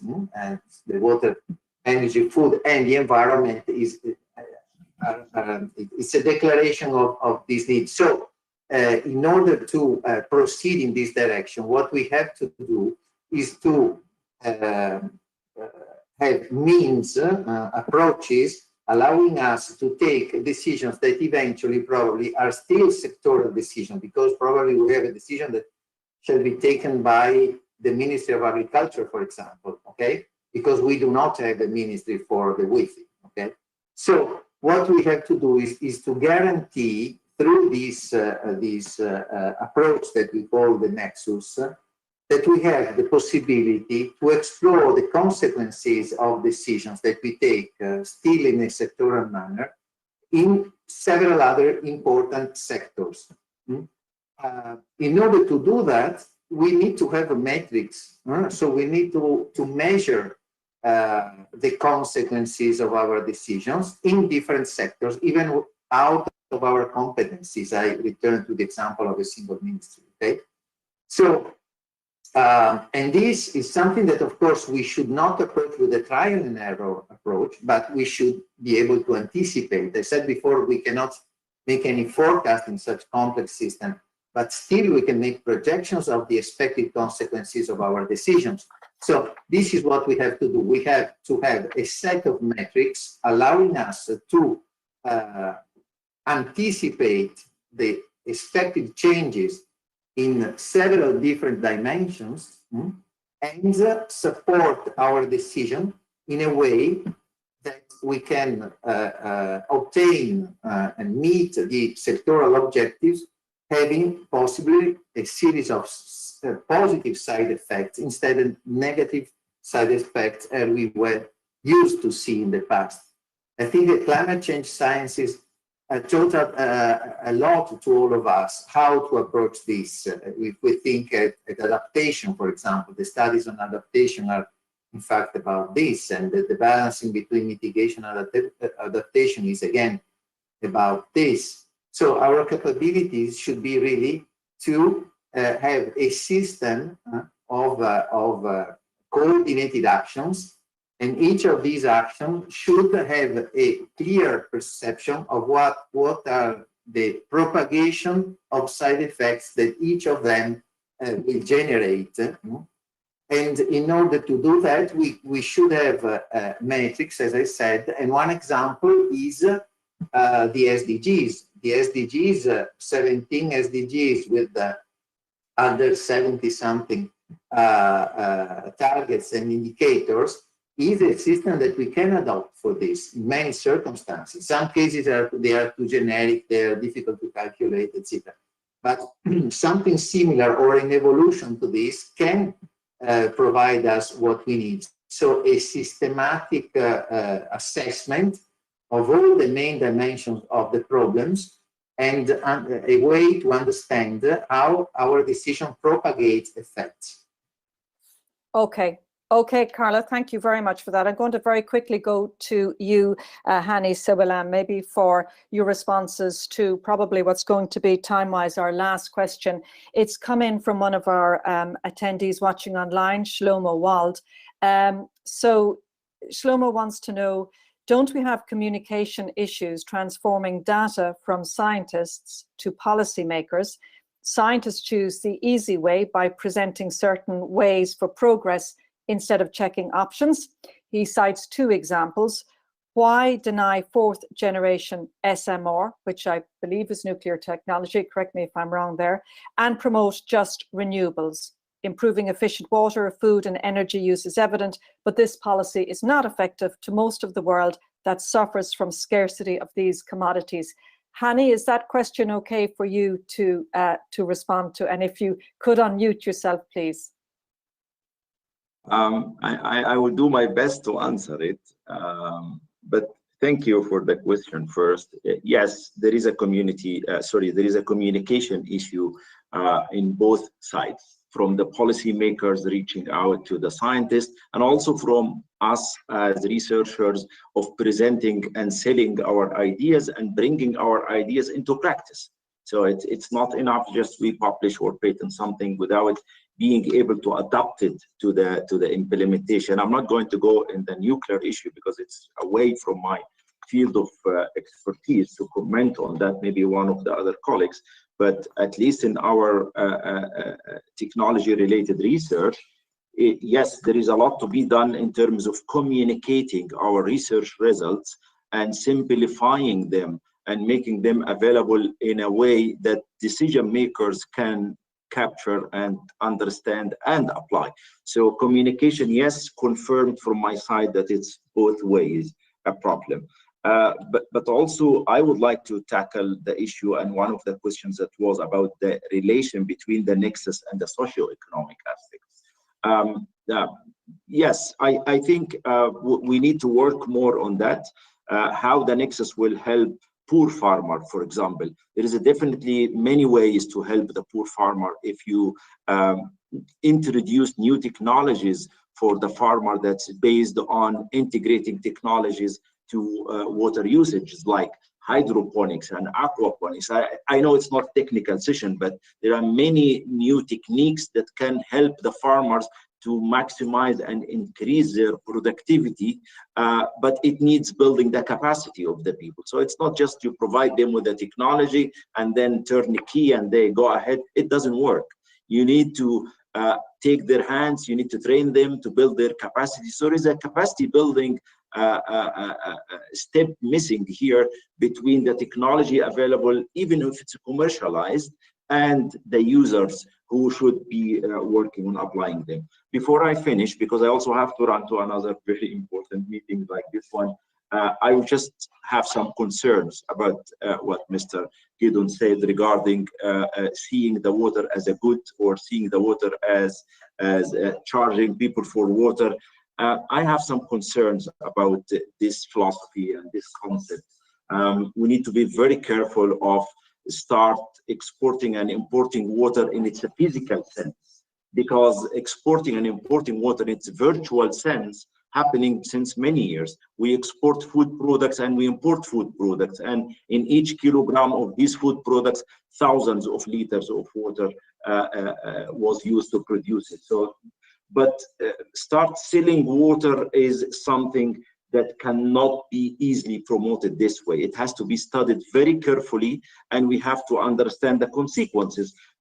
Because I don't also agree with the conclusion that we reached already the limit that desalination is the last option.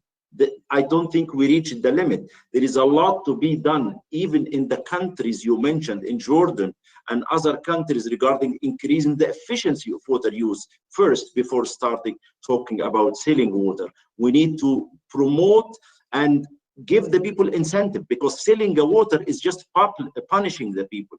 Before we punish them, we can give them incentives in order to enhance the efficiency and produce more with less. And the technology is available, and we need to build the capacity, and we need to raise their awareness to save more water and produce more with less before selling them water and burdening, adding more burdens on their socio-economical life. Thank you very much. Thank you so much. And actually on that point, we're going to leave the discussion. Thanks to those of you who submitted questions. As usual, we ran out of time. We could have gone to several more questions if we'd had another hour here, but we don't have. But I want to shout out a big thanks to Professor Wolfgang Kramer for your keynote speech and starting off really this very interesting discussion. To you, Gidon Bromberg and Irene Sander, Carlo Giappani, and finally to you, Hani Suwili Lam. Thank you so much for joining us. You can mute your mics and turn off your cameras, and thank you so much for your participation.